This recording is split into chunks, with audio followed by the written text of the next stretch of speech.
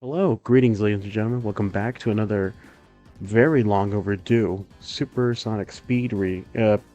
Oh God, it's been so long. I forgot the name of this. What was the name of this? Supersonic speed readers. Okay, Supersonic Speed Readers. Oh my God, that's how you know it's been a while. Damn. Don't Uh, expose us like that. Okay, continue. don't let them see behind the curtain. Pay no attention to the man behind the wall. Yes. All right, I'm No, keeping this. I'm no, keeping it. these were made 100% advanced in time.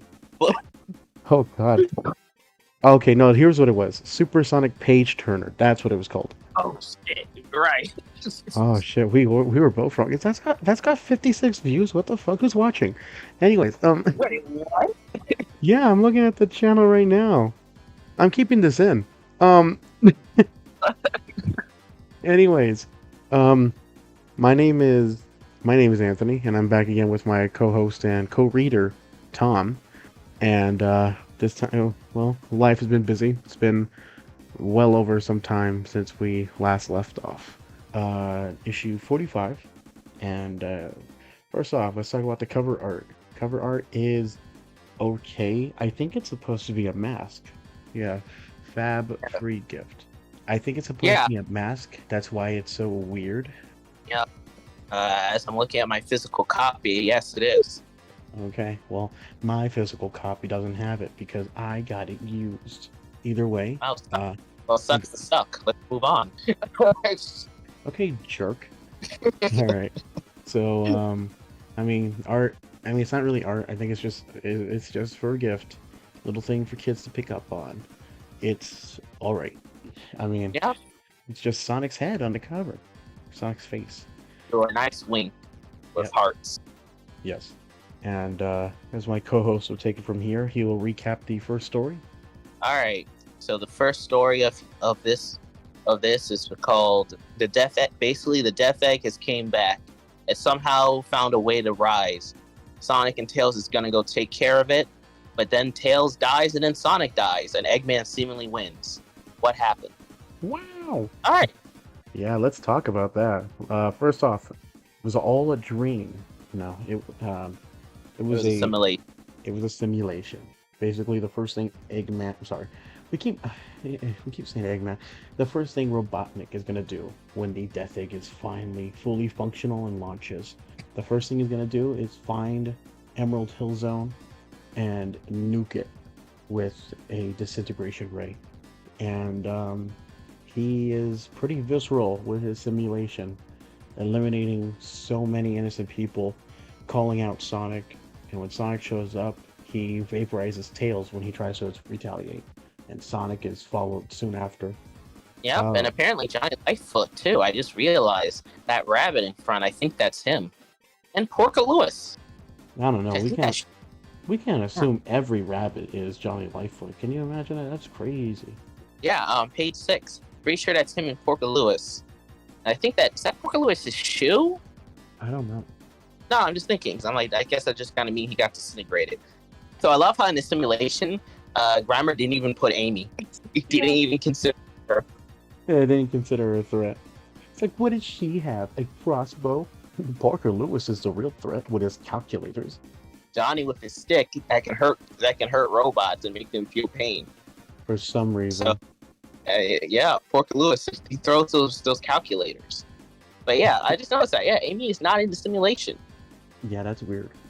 Either way, man, can we talk about how like threatening the Death Egg is? Like, first off, the first page of it just launching is amazing on its own. But then the second page, when you get the zoom out, is amazing. The composition, the smoke pluming from the ground from its just pure from its launch site. It looks so menacing. It's amazing. Yeah, I like the page in page 6 where the Death Egg is slowly eclipsing the sun and then blows everyone up. Yeah. I love the detail of it. When it eclipses, you can't. It looks like a moon until its eyes fire. And then you see it light up. Yeah, it's very arc-like. Yes. What are you talking about, Tom? There's no such thing as the arc. Oh yeah, this universe never got the Sonic Adventure too. But Yeah. but yeah, it was pretty great. it really does. This story really does bring up the suspense, especially when you get to the page. Because like before, Johnny Lightfoot and Porker Lewis, you can just kind of like think in your head, all right, I guess Porker could have made it. You see Johnny like not in the beam, he kind of bounce off of it. So a kid would probably read this and be like, they're still fine. Sonic can still win. But then you see Tails dies, and then it makes you think, wait, what? And you visually die. Yeah, like he doesn't get out of that. Like you just see him in the middle of the blast, and just the smoke afterward. And Sonic charges up, but it's still not enough because he's hit full force with it. And you could see that Sonic is. I mean, he wasn't gonna walk away from this one, not at all. You can see his gloves and his shoes like ripping away. The kid's comic at the end of the day, so they can't show his fur singeing off. But or a skeleton. Well, I mean, okay, well, obviously they're not going to show the skeleton. And it's flesh mounted. Okay. But yeah, it was pretty nice. This issue really does build up the Death Egg as, oh my gosh, when this thing happens, like all the other issues plus this, really builds it up as, oh my gosh, when this thing launches, it's gonna be the end.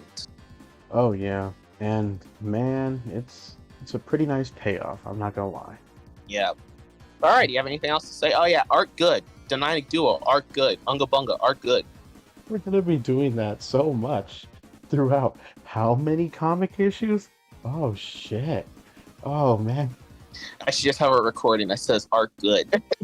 It's just I should probably isolate a clip of you saying art good, Unga Bunga, and just like like no matter what, when you describe the art, it's just gonna cut to that very jarring art good on Unga Bunga. Yeah, just to get out of the way. Like even when we forget to talk about it, just put it at the end. It's like, well, I mean, they covered it, I guess. Yeah. That said, that it was a little one-off and a very, very ominous foreshadowing for what's to come in the later story. But yeah, moving on to the second story. We've got more world building in Sonic's world. Enter the Cybernetic, Part 1. You want to handle this one from here? Yep. So we're introduced to this squirrel named Shorty who really, really hates Robotnik. And then one day Robotnik and his troops came to take out some more Emerald Hill folk. And he throws his bird that for some reason he likes Robotnik. Shorty's friend gets captured and he goes to try to save him. But he's quickly captured and Robotnik shows him a new type of badnik that he's going to be a part of. All right. I mean, yeah. It's pretty... At this point in time, you never really got a real visceral look at how badniks are made. Except for the idea that they just get thrown in. But this one introduces the idea that once Shorty is made into this badnik, he is, first off, the front runner for a new line of super badniks, but also that he can never be re-released if the badnik armor is destroyed. Yeah, it's a really good shirt. It's really good setup for our future big character. Yeah. Also, another big setup, the first unironic Robotnik lover. So no, he wasn't unironic, and he tried to go straight to the trooper and be like, "I like Dr. Robotnik," but yeah, he was an unironic Robotnik liker. I guess he also thought if he likes Robotnik has some sort of like care. I suppose. Either way, it was. I mean, but no, I can't imagine a lot of people. Oh, go ahead. Oh no, I just mean it's because this a few issues. They're setting up the fact that there are people that unironically like Robotnik, which is going to matter way down the line.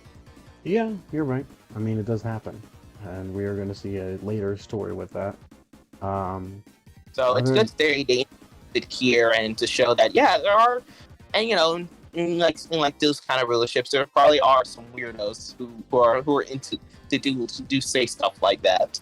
So it's a good topic to bring in. Actually, it's something that you never actually. I don't know, maybe in Archie I'm not remembering. I don't think we ever got any unironic Robotnik likers. In Archie. Not that I'm aware of. There were loyalists. That's different. Those were people who worked underneath him. And they probably only worked because they would probably be roboticized. They were forced. The only one I could think of was Rotor's father, but that's like way down later. But like as far as like in Naho or even when Robotnik was king, we never had anyone in Naho go, "Oh yeah, I'm totally for that Robotnik guy, 100%." Yeah, pre-reboot Archie, no, I can't think of anyone. But then again, a I'm, Robotnik of that world wants to 100% roboticize everyone, and the Robotnik of this world, at least from what we see later in like the scene where he's like toasting to his men, and then you see other people like that wolf guy and that dinosaur guy. He does have people who like this Robotnik doesn't want to turn everyone to Nick. no, he just wants loyalists, like people who would do his bidding. He wants a kingdom to rule, basically. He doesn't want he wants an absolute, how do I say? He wants a dictatorship, obviously. He wants a pure tyrannical dictatorship where he is ruled, where he's ruling everyone, and no one will oppose him and just go with him. And not everyone is a mindless robot that listens to him completely. Yeah, as opposed to Archie, where his goal was to create basically a very demented utopia where everything worked underneath him, as and a we're robotic, all just robots. yeah, where everything was enslaved by him.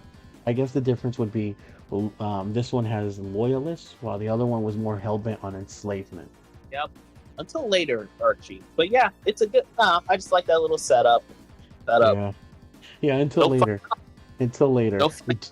Go ahead. Yeah. No. Funny enough, I just remembered. The leader of the Robotnik lovers was also a bird. So, again, maybe birds just like him. Oh man, that means in this universe there has to be a battle cuckoo army. Are they loyalists? Oh yeah. There would be in this universe if they ever got to it. There would be a battle cuckoo army. Yeah, and would they be loyalists? Well, if all the birds I remember in this series are evil, then again, a lot of the birds in normal Sonic are antagonistic. Yeah, being the Dynamite was just a thug for hire, and both started off as antagonist rival things. Yeah, Jet is just an asshole. Jet is just a prick who claims he's the fastest, and Sonic is the only guy that challenges him on that. But Jet was never like purely antagonistic to him. It was purely rivalry. Yes, a rivalry that involves putting a bomb to his board. Yeah, but it was a harmless bomb. I'm joking. Okay. All the battle cuckoos were evil, so we can just put that to the side. Actually, no, I guess the only non-evil bird I can think of is Techno. But anyway, she started off as working with Robotnik. Do we count Gamma? Nah, that's enslavement. Yeah, you're right. That's enslavement. Okay, then do we count Beta then? Because he still worked with Robotnik up until his end. Yeah, but that's still like robot stuff infecting him. I suppose. We're getting off track though. We are a whole bird conversation. But so overall, good setup story. Let's go. Anything else to say? No. I guess our takeaway is that birds are the source of all evil in Sonic, I guess. Is that the takeaway? No, they're all inherently evil but can be turned good / neutral. Yes. Alright, let's Alright. So right, art. The art is alright actually. It's really good. I like how they turned the goofy design of, I've already said this before, but the goofy design of Adventures of Sonic the Hedgehog, Robotnik, well, it's goofy. It's not taken that seriously. But in Sonic the Comic, he is drawn like purposely disgusting, where it's threatening. I love that they even keep the egg puns and still can make it work. Yeah, because whenever he tells one of those egg puns, it's more of like his sick enjoyment rather than like it as a joke. It's like it's only a joke that he'll get, but for everyone else it's purely threatening. Also, another thing I noticed, Grimer looks very human in this. Like the one that really struck me is like page 24, like when Shorty can put in the robot, you see Grimer in the background. Yeah, he looks like an old man. He doesn't look like a weird sewer monster thing. Well, actually, according to one of the artists, he's supposed to be like a lizard man. That man that thing does not look like any lizard or man. He looks more man than lizard, but I don't see any lizard part of him. From what I remember, I can't remember, or maybe he said he didn't have an animal. But yeah, in this, Darren just looks like a human. He doesn't have like the weird proportion. Doesn't have like the flatter head slash skinny neck that the dynamic duo gives him. Yeah, it's like normal human proportions. Yeah, and it's kind of weird. I mean, it's weird in this issue because in the main story he just looks like some kind of weird goblin man. Yeah. But also, go ahead. Also, that reveal the armor, super cool. Yep, and we'll get to see that armor in detail in the next issue, which is 46 of Sonic the Comic. We get the cover art of Shorty, half short fuse Cybernick versus Shorty as he was originally. Squirrel. Yep. And then you see Robotnik in the back. Honestly, I feel like if you took out Robotnik, I feel like this cover would be a lot more threatening. Yeah.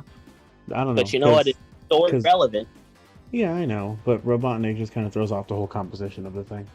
Him going, yeah. I don't know. See, it feels like that. That's the feeling I get from that face. What, Skeletor from He-Man? You know what? I wasn't even thinking that voice, but it did sound like Skeletor. I'll get you, yeah, Shorty. Also, right, we got free Sonic Spinball Suites. Awesome. Truly, it's one of the best Sonic games ever made. All right, let's get the meat and potatoes. Hold on. What do you mean by that? You want to sit down and dissect that? You want to dissect Sonic Spinball? Yes, the meat and potatoes of this story. Do you want to do it? Yeah, okay. Go ahead. You set it up. Okay. Eggman's having a convention for himself. People go in. Turns out it's bad. Sonic and friends stop it. Blow up and destroy the whole thing. Yep. Boom. Yes. First page called The First Con. Or, I'm sorry, the first page where the title is The Big Con. And we see all these animal guys showing up, and next to the skunk looks like a very obvious Rotor, but it's not Rotor. Oh, snap, you're right. I wasn't even thinking about that. Oh, and there's Jeffrey St. Paul. But not now. But yes. Oh, man. Man, talk about a character 180. Like, man. Can we just We're not at the greatness yet. We're not at the greatness of Jeffrey St. Paul yet. When we get there, I can bask in his glory. But not yet. This is alternate universe Jeffrey. But let's continue. Yeah, he just performs in mild black magic, not anything severe. Yes.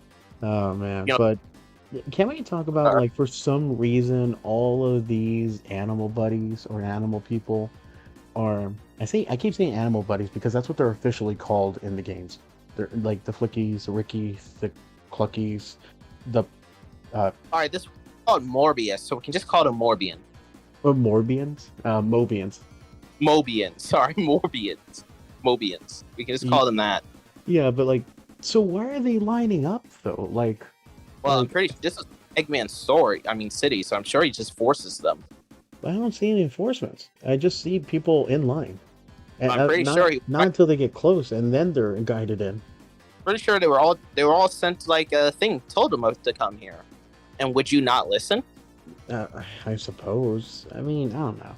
There's way too many of them. Like, I'm sure there's some people. I'm sure, like, in a population of a city, there's at least one person that did not show up. Yep, but I'm pretty sure that person will be hunted and killed later. So better go than. I'm sorry. Go ahead. So I guess better go than risk it. Yeah, I mean. Plus there are other assumptions that Eggman's just gonna have a convention where he blows himself off. I'm pretty sure he does this a lot, so they're probably used to it. I suppose, but oh man, talk about an aggressive RSVP. Sheesh. No, one thing I find funny. Second page. Look at that koala girl. I actually saw fan art for one time, and And when I looked at this issue, I was like, "Oh my god, that's where she came from." That's koala. You got okay. I guess I could get koala from like the tufts of hair on the side, but like those are their ears. Like, or it might just be a coincidence, and it might just have a similar design to the one I'm thinking. I suppose.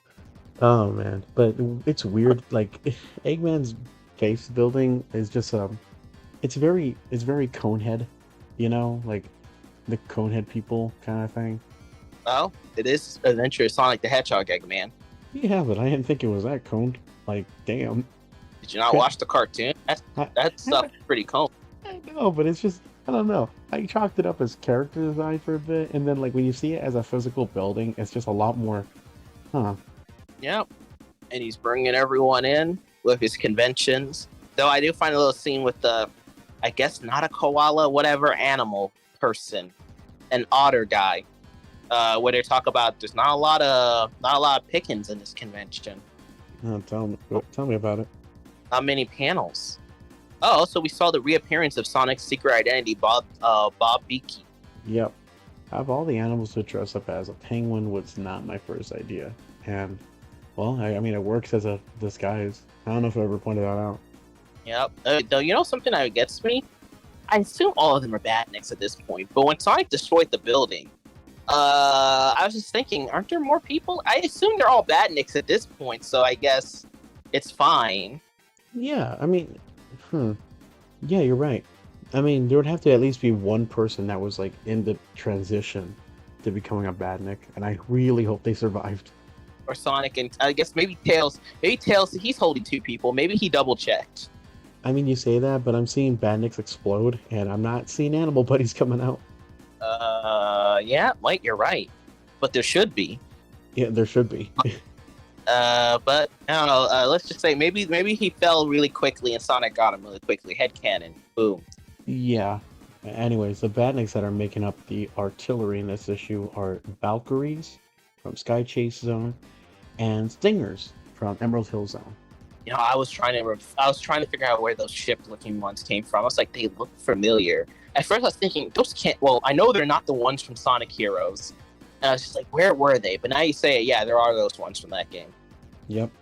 Also, Go ahead. is this the first story where Lou and Roberto are the first story? I can't 'Cause they're say usually- for sure. It's been a while, but it's definitely been the first time in a while that Yeah. these two are holding a main story. To be fair, though, it is a glorified side story, so I guess it's a holdover until Richard Elson came up with the next arc. Yep. I have to say, I'm really used to Roberto's art. I really grown to like it a lot.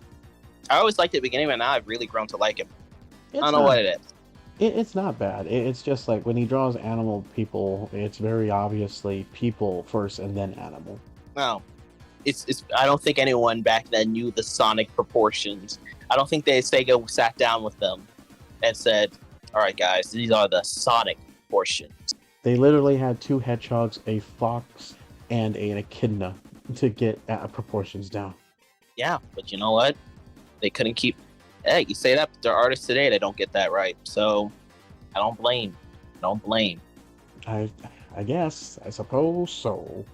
But either But way, yeah, overall, good short little story. Sorry.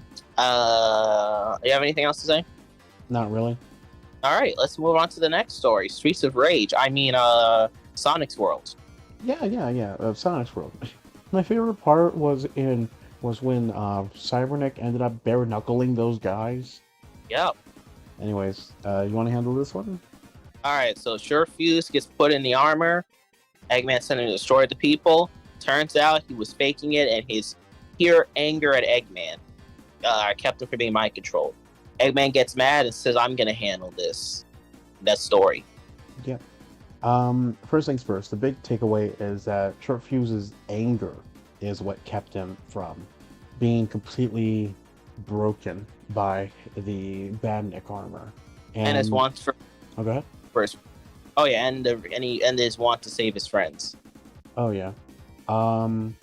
So funny enough, I don't know the time date, but I know around this time Archie either did or just did their own version of this kind of thing, which was the massive big layout, which was Mecha Madness. Which was Oh yeah, when Go ahead. Oh yeah, when Knuckles went into the machine, but wasn't that because of the machine? But that I remember that issue. But that was because they made the machine in such a way that you could still kind of keep your free will. Kind Or of. maybe It was a chip designed by Rotor to if for Animal Buddy if he were to be sorry Mobian if they were to be roboticized, they would keep their free will intact. That Sonic at that point in time he wanted to become roboticized.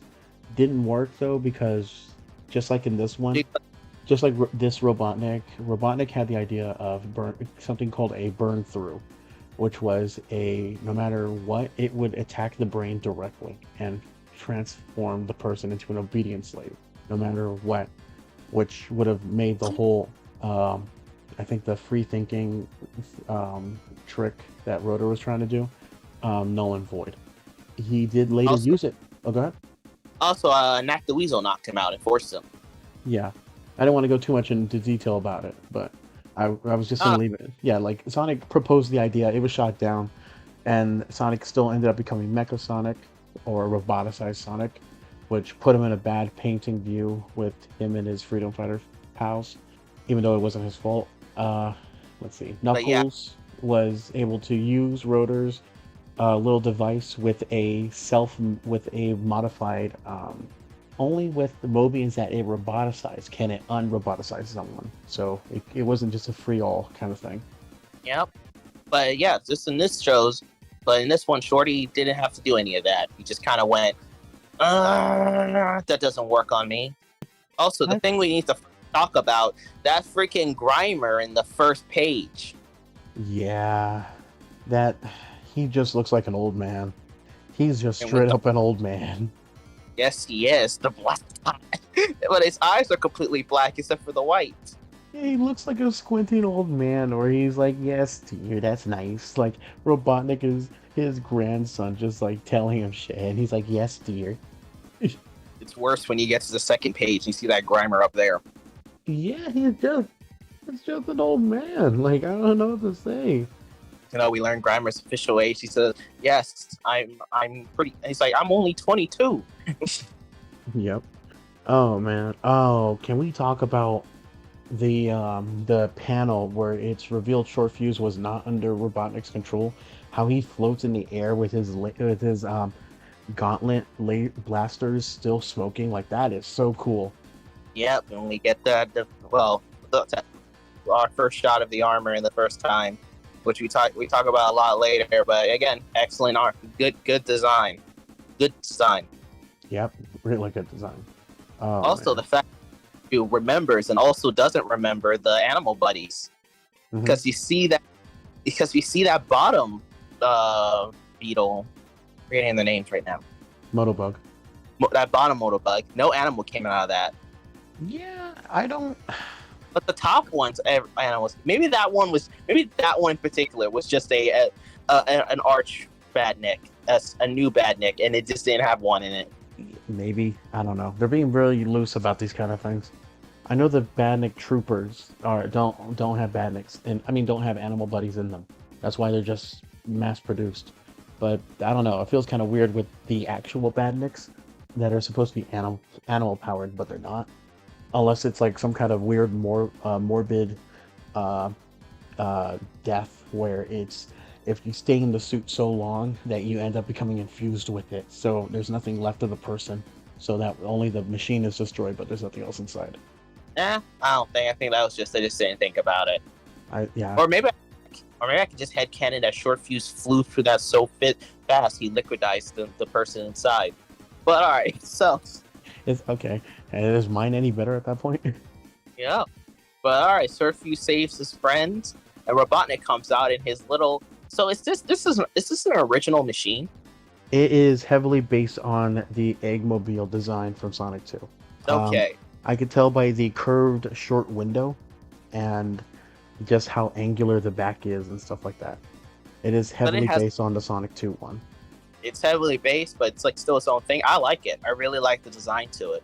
Oh no, it's its own kind of design because the original one doesn't have like a blaster or anything like that, and it's more simplified in the official design. Yeah, I really like this one. Oh yeah, it's really nice. It fits. I'll tell you what doesn't fit. I'll tell you what doesn't fit though. Robotnik. I don't know how he's sitting in there. No, maybe it's really roomy at the bottom. But yeah, I was thinking that too. I was like, so how is I was like, I look at that first page for Robotnik with how big Robotnik is, and I look at this last page. I'm like, must be really cramped in there, Doctor. I mean, you're right. It's probably super roomy because, like, it's egg shaped, right? The bottom would have to be significantly more bigger than the top. Yeah, but yeah, I really like it. Think it looks cool. Good origin story for Shorty. Oh, yeah. Shorty. Also, he's like the only. Also, a big thing. He's the only person so far to ever fight death to successfully go against the Badnik programming. Yes, that's true. There have been others in other media that have had help overriding the Robotnik control, but they're still roboticized. But this is the only one I've seen so far, or that I remember is this early into the canon, where it's just established that with enough free will, or with enough of a strong will, you can just override the programming. And it also adds like some cool to Shorty, because Shorty's the only one so far that's done it. Yeah, he's just an angry squirrel. Yep. Actually, you know something I was saying? So remember how Sally has that brother? Her brother should have just. There was actually someone who was like doing a thing where they were talking about how they would rewrite Sonic the Comic, and they said it would just make Sally's brother Shorty. I'm like, oh my god, they're even the same color. It would have made so much sense.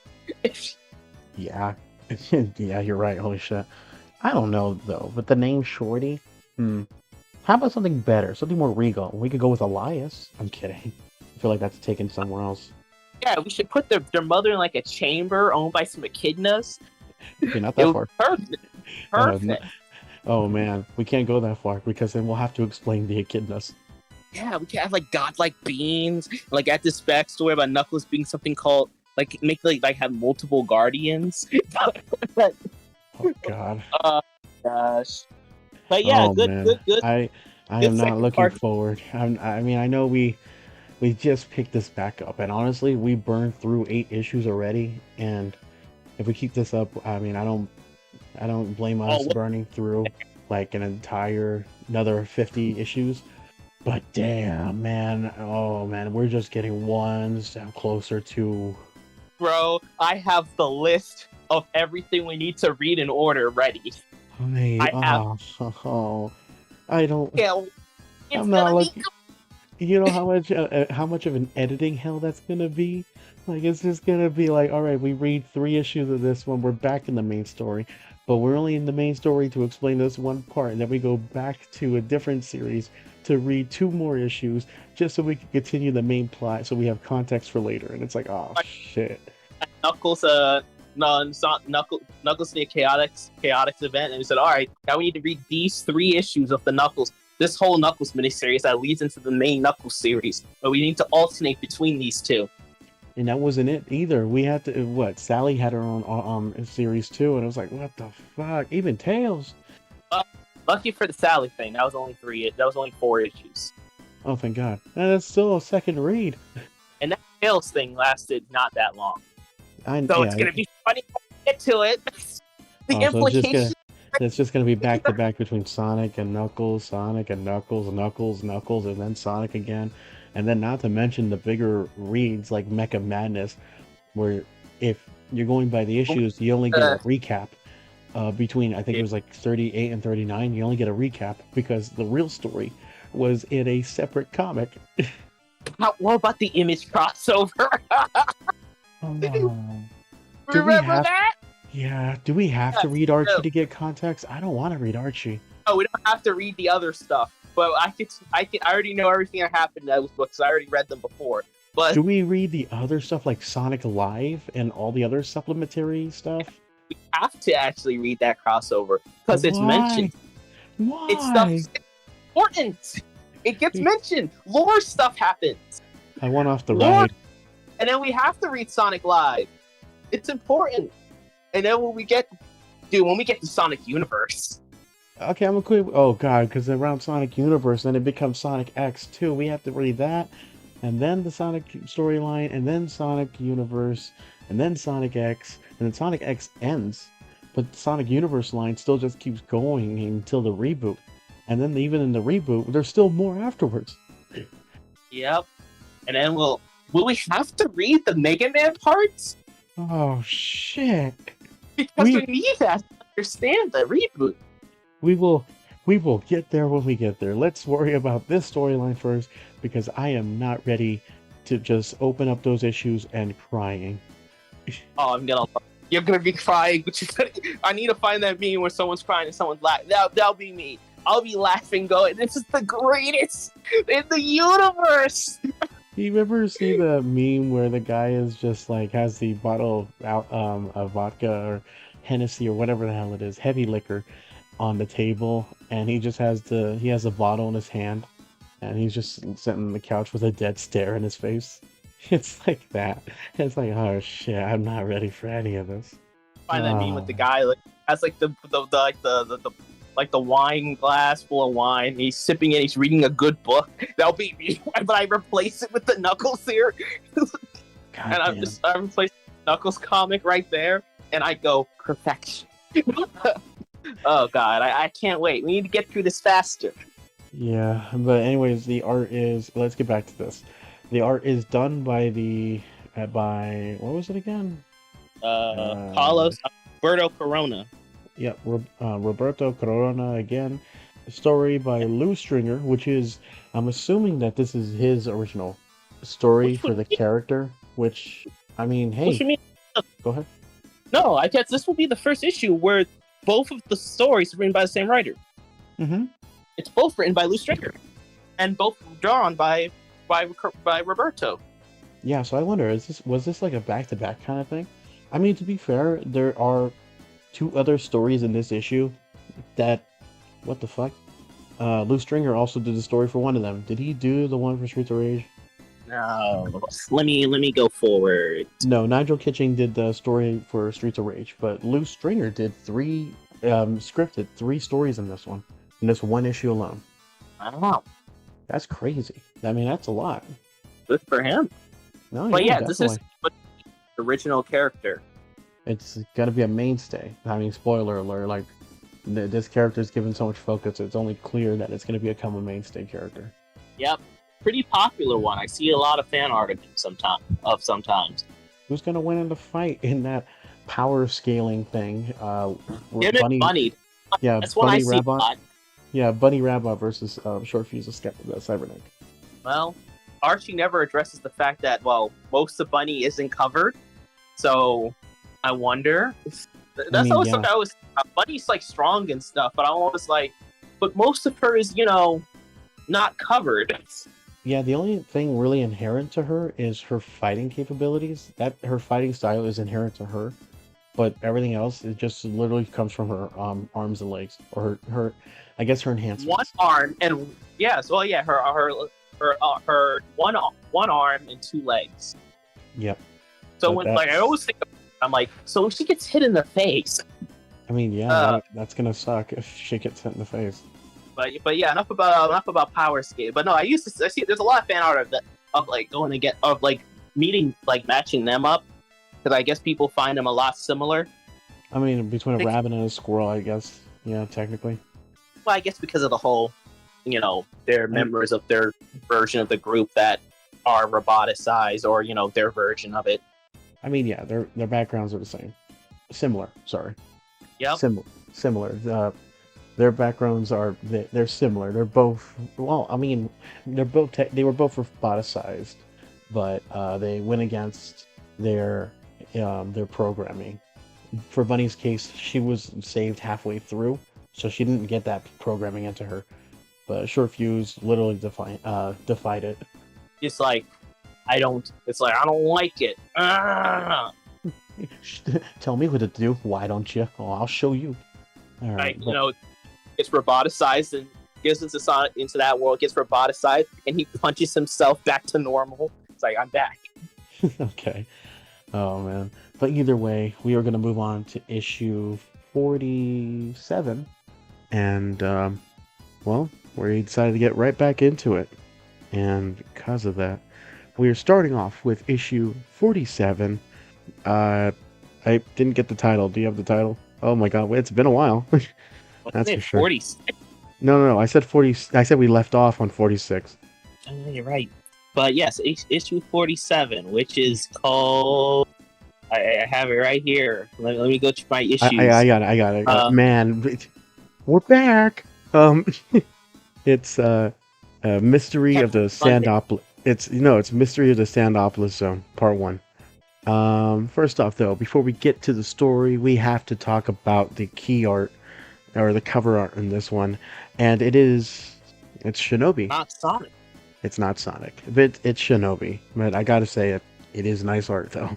It is really nice. Yeah, I liked when Batman and Spider-Man was in it. Oh my God, you're right. I forgot about that from the first Shinobi. Yeah, they were, huh? Man, that's crazy. I mean, can you argue that was an issue because like it was? I mean, it was like 8-bit. Like there was like little to no detail. It was issue enough that they had to change it. Yeah, but they kept the abilities, huh? Did they? It's been a while since I played Shinobi. I think they kept the abilities for the bosses in game. Anyways, we're getting off track. Mysteries of the Sandopolis Zone. This time, the story is written by the once and always amazing Nigel Kitching and his amazing artist friend this artist obviously carries the comic, Richard Elson. Yep, he's one of the best on this comic. Yep. With his weird angry scowl brow, or his weird ass brow, Sonic. I don't know. Used to it.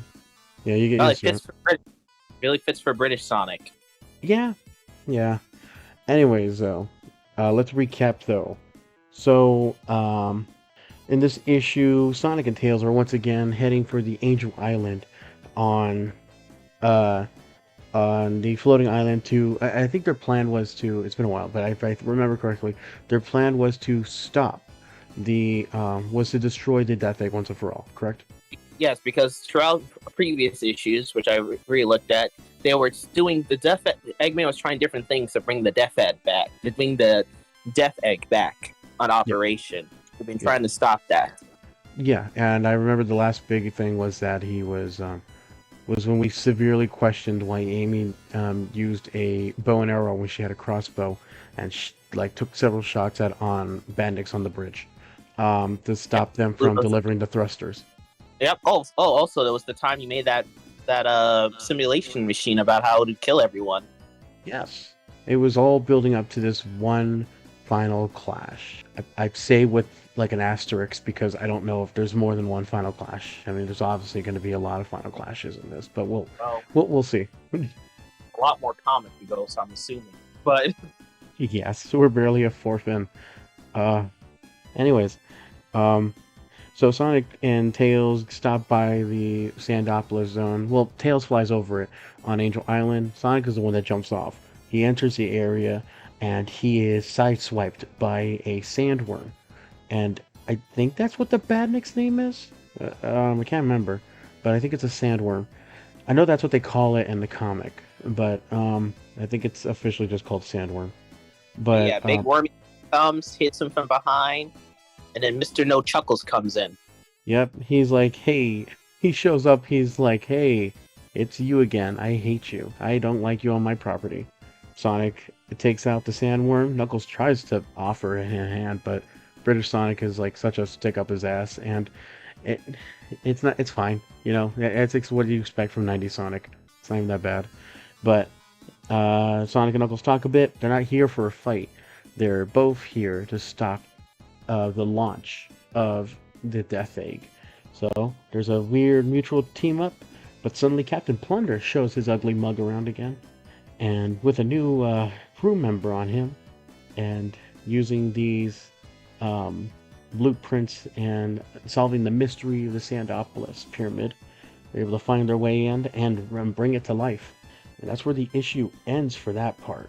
So yes, as we finish that recap, let's talk about the art real quick. The art, as always, is absolutely amazing. My piece, I'll say this, is that I absolutely love the amount of detail that goes into the ruins in the background for Sandopolis. It's really adhering to the game, honestly, around this time.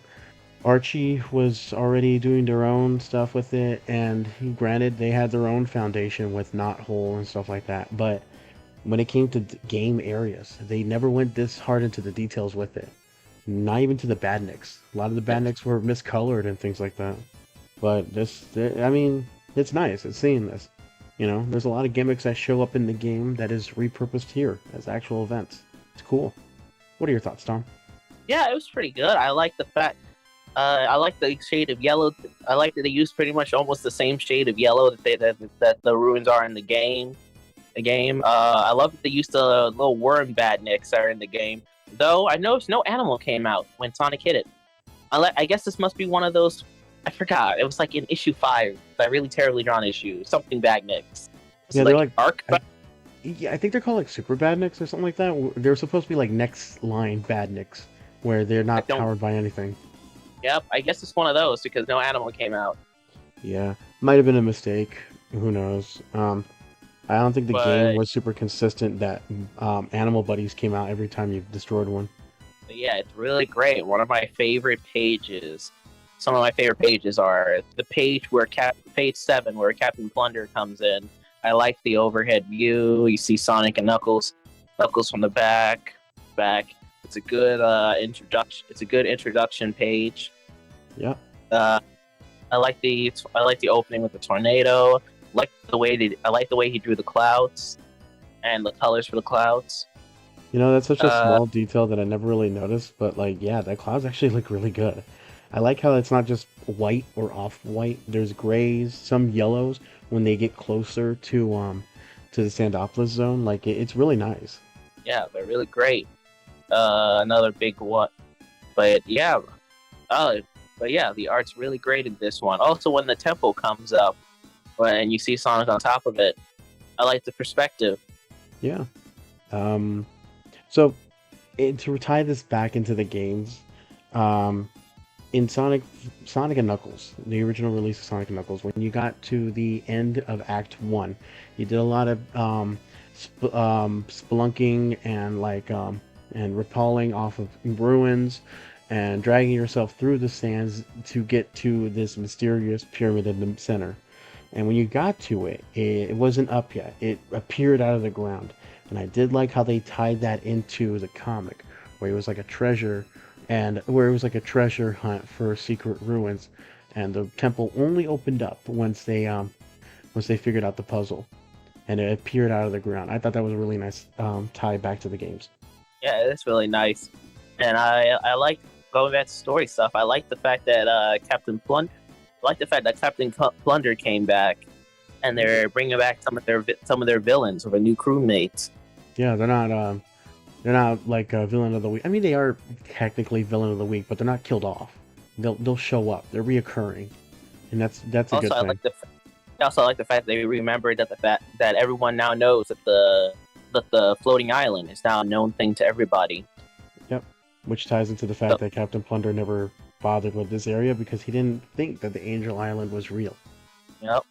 Also, bonus story, we get the reintroduction, at least back to Sonic, and Knuckles was already in some back issues where he fought the Super Moxio brothers, which led of Knuckles, always willing to help Sonic, but Sonic doesn't want help.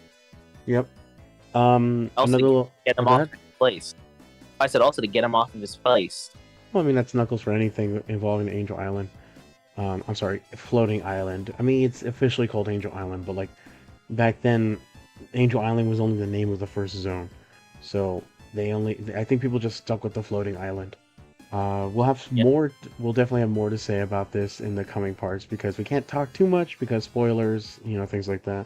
But what we can talk about, and I'll let Tom introduce and recap, is the second story in this little trilogy, which is Enter the Cyberneck. Yeah. We continue from the last 2 parts of a squirrel named Shorty who got put into a robot suit by Eggman. But to his pure anger, he managed to keep his free will, and now Eggman wants to rectify that and destroy him. That's where it goes off from here. Yep.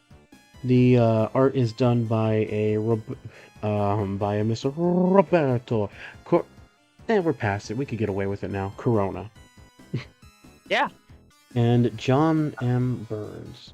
That name sounds familiar. Did he do Now, other stuff? I think you're thinking of the comic book artist John Burns, but I don't think this is the same guy. I mean, yeah, I don't know. But it says John Uh, M. Burns, and it's done by both of them, so I'm not sure. the name isn't spelled the same as the John Burns that you're thinking of. Okay. Or get me wrong, I don't think it is. And the script is done by Lou Stringer. Yep.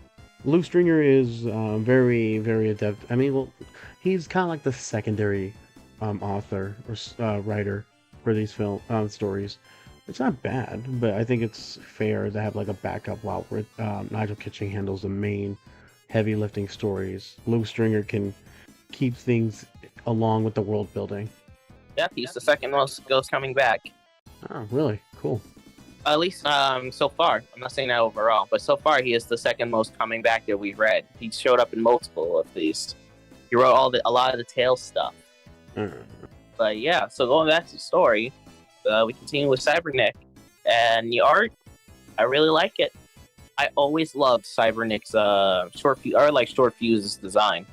It's really good. I like it. It's really good, but it's definitely that 90s kind of like robotic look, you know what I mean? Where it's how do I say? It's got like those metal bands, like the lines across, like okay, like Cables, cables. that's why I call them Yes, Cable Band, Cable from yeah, the X-Men. exactly. Like Cable's arm from the X-Men, where it just has those lines across to symbolize that it's like a flexible metal, which I think it's kind of cheap to do that, but hey, whatever.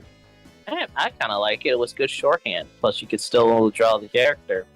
Plus, besides that, you still have segmented armor on the top. Yeah, I don't know. I mean, I don't know. I'm more of the mindset if you're gonna design anything robotic, keep it within like what you would think an actual arm works like, because it's not like that arm is supposed to be even more flexible than a human hand. Otherwise, that would be kind of weird. Because then, how does your brain operate that? I was gonna say, well, it's Eggman technology here. I'm just saying in general. Um, Mm. but yeah, that's a critique for. I mean, if anything, that's not even a critique. That's more of a nitpicking for the art that was It's more going on at the time. it's more like preferences. Yeah, But that's why I yeah, said that's why I said it's not really a critique. It's a preference. It's a nitpick, especially from art that was going on around the time. Like it was a simple way that someone came up with, and everyone loved it and kept going with it. yep. But yeah, I really like the design. I love the little hole for the. I love the little like extra detail. Like there's another like circle thing for hole for the tail. Like Yeah, you really see page 20. Like when he's fighting Eggman, you see fighting Eggman in the sky. There's this extra thing for the tail there. I always like the face with the V visor with a little V on it for victory. I don't know what it's for, but I always like imagine it for victory. The fact that he has like the teeth on the outside, the little squirrel teeth still, the red eyes making him look more sinister because it was meant to be something sinister. hmm Yeah, overall, I always liked it. I think it's a good design. Also, like how simple. It's not overly complicated. It's just that right amount of simple, while still keeping a cuteness to it. you're right. And I do like it. It's a very simple design. It's not until you zoom in, like you really, like you said, you see the eyes that it's not until you see the eyes that you really see the the red pupils, which at this point in time you don't really the red celias and I mean the black celias with the red iris. You've only seen that in like one other robot, and you know that guy's a fucking menace. Um, uh, but Like, but yeah, like I really like it. I you know what? Looking at him flying through the air, it made me wonder like how does his tail work? Because underneath it's segmented, you know, and then that gives it his ability to move around. Sure, I'll believe that. But then the top is all solid metal. So like how does it no, move? the bottom. Remember, if you look underneath, the bottom isn't. The bottom isn't, but the top is, where like to I replicate fur. think all. I think that it's all flexible. Like I imagine the tail's like some kind of rudder because he has the little fins on it as some kind of rudder to control the flying. So you think it's like it stays one solid shape, but it moves like a pivot? Well, I think that like it moves up to a point, like, and then like the fins on the top are there to help when you fly. At least in my little logic there, I'm pretty sure it didn't really I'm pretty sure they didn't really think about that. Well, I mean, I didn't notice that the tail, I mean, the little points at the end were rudders until you get like the view on like page, I think it's 8 where he's One fighting. Oh, right, 20 where he's fighting Robotnik Eggman. and he, Yeah, robot. when he's Oh, not fighting Eggman yet. yeah, not yet. He's an egg-ish man, but not Eggman. Yeah, when he's uh, fighting robot. when he's fighting Robotnik and you see the full frontal of Short Fuse diving down. I didn't notice that those were rudders. Like, it makes it a lot more easier. I mean, it makes it. I definitely believe it. I thought those were just 2 random spikes that were supposed to represent like tufts of fur. Also, something else I really like when you get to page 23, I like that in the front of the armor you see the segmentation, and even if you can even see the little segmentation and indents into it. You're right. And when you look at his arm when he flies, and you look at that, and you're looking at his arm when he flies, you can even see the little indents in the inside of that. But yeah, I was like, sure. Oh, go ahead. Oh yeah, and also something that I like the fact that if you look at his arm before the fight, you see the little thing that become his guns, the little circles on his feet that became his rocket boots. I like those little details. Yeah, they're really great. So I mean, there's not a whole lot to talk about left. I mean, the story ends. But yeah, oh, go ahead. But yeah, Eggman came in, Shorty's, and he put Shorty in danger, and Shorty meets Sonic for the first time. And where Shorty meets Sonic for the first time. The rest of the Freedom Fighters minus Tails, but then again, Sonic doesn't count Tails and Amy. But You're right. He meets them and they even let him say, "Yo, you can join us, Shorty." And he goes, "Yeah, but nah." So going back to proportions, it is always funny when you see Sonic and Sonic and Amy in here. And then you always look at Johnny, Porker, and like the worst is Shorty's friend. Shorty's friend. You see their proportions, you're like, yeah, that was a very un-Sonic-like. Dude, especially in the last panel with Shorty's friend. Like it looks like it's just a guy in his fur costume. Oh, and then when you see the other thing that gets me is, especially when the issue before, the inconsistency with clothes. Yes. And it was like, so Johnny, why are you and Porker wearing that? That's weird. But we still got one more small story to take care of, and it is Captain Plunder and his Sky Pirates, Part 1. As we see, Parts R. Basically, Robotnik is having to get together of all the nastiest villains, and suddenly he's being attacked by a Sky Pirates, and they're after his treasure. And it's revealed that the person that set them up is Sonic. Oh no. But the story ends with Captain Plunder being arrested. Alright, first off, I gotta say, the art is done by Nigel Kitching. So he, very rarely that this guy has, not in the earlier issues, he did a lot of the art for side stories. I don't think he may have done like 1 or 2 for the main storyline, but for like the side stuff, he did a lot of those side stuff. At least for Sonic, he does draw another comic. Yeah. I like it. Yeah, I mean, I like his weird style. It works with Robotnik because around this time, what was it? Adventures of Sonic the Hedgehog. That's what Robotnik's design is based off of, really. It's Adventures of Sonic the Hedgehog, and it's goofy in there. It's intimidating here, but you still get that goofiness when Nigel Kitching draws. I like it. It has like that British kind of punky, like I like the sketchiness of it. It gives like a manic energy to everybody. I love how like certain characters have like just those rectangular teeth where you see the gums. A good example is like the page 27. You're telling me British people are not very dental hygienic? You know, I didn't say that, but let's move on. But no, I really do love his style. I even like how do I describe it? The highlights he puts on with his black lines. One good example is when here it is in issue 27 in issue page 27. The highlights he adds on to like Captain Plunder when he's yelling that page, and the black he put into his mouth and all it with the colors of the gums. It just looks great. Also, I love the colors. I really love the colors. Also, this kind of brings up a plot point that kind of becomes that matters somewhat later. Eggman's supporters. Yes. Remember that. That's going to become relevant later. But there are people who legitimately does benefit from Eggman's rule. I would imagine so. I mean, this man, real. I mean, I believe I would believe Eggman would take over an entire planet. Now, maintaining control of that is a whole other thing. He would have to have some people under his pockets to do that kind of stuff, right? Yeah, also like that one dinosaur guy who we met that would beat his worker. No, I wonder if that's this guy. That guy right there. I wonder if that's him. I wouldn't put it past Like it.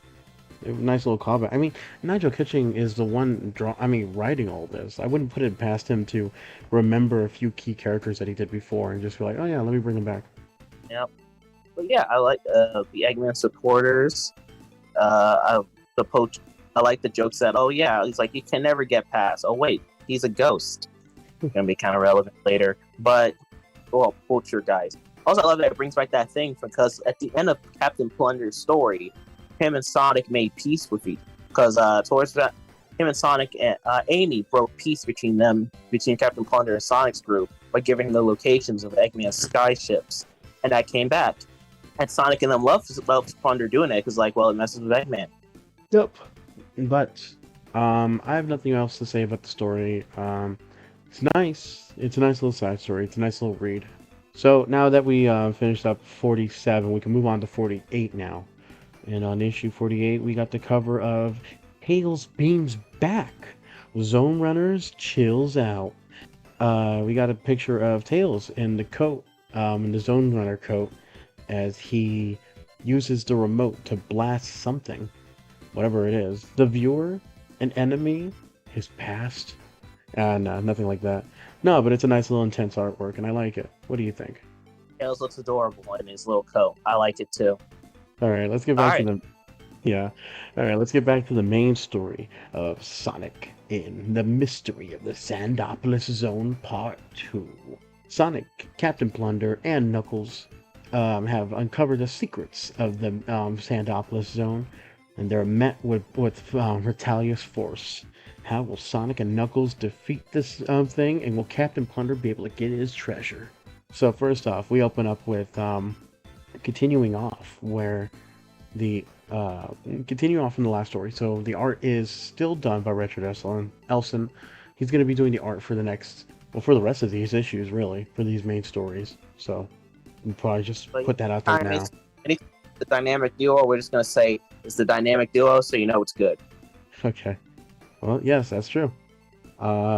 First off, we've already done the little synopsis and recap, but I gotta say, what I love so far about the story is I love how they use the Act 1 mini-boss as a guardian for the temple.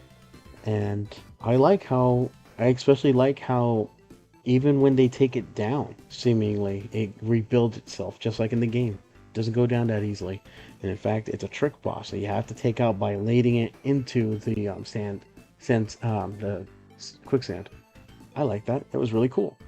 Yeah, I really like that. Plus, any kid who read this probably was like, so that's how you beat it. So it kind of helps them out with the... Yeah. It was pretty... Oh, I'm sorry, go ahead. Oh, no, that's cool. You can see. Oh, I was going to say, but they also, that's not the only gimmick they bring back. Since they are now inside the temple of Sandopolis, Captain Plunder hits a switch and releases the ghosts from Sandopolis, which their design's a bit more menacing, I want to say, than their original one, because they started off as small little puffs, and they got bigger the darker it got throughout the zone. I do like how they just start off as these giant menacing ghosts that scare away Captain Plunder and his crew. I do get the impression they're supposed to be like running and it getting darker for it.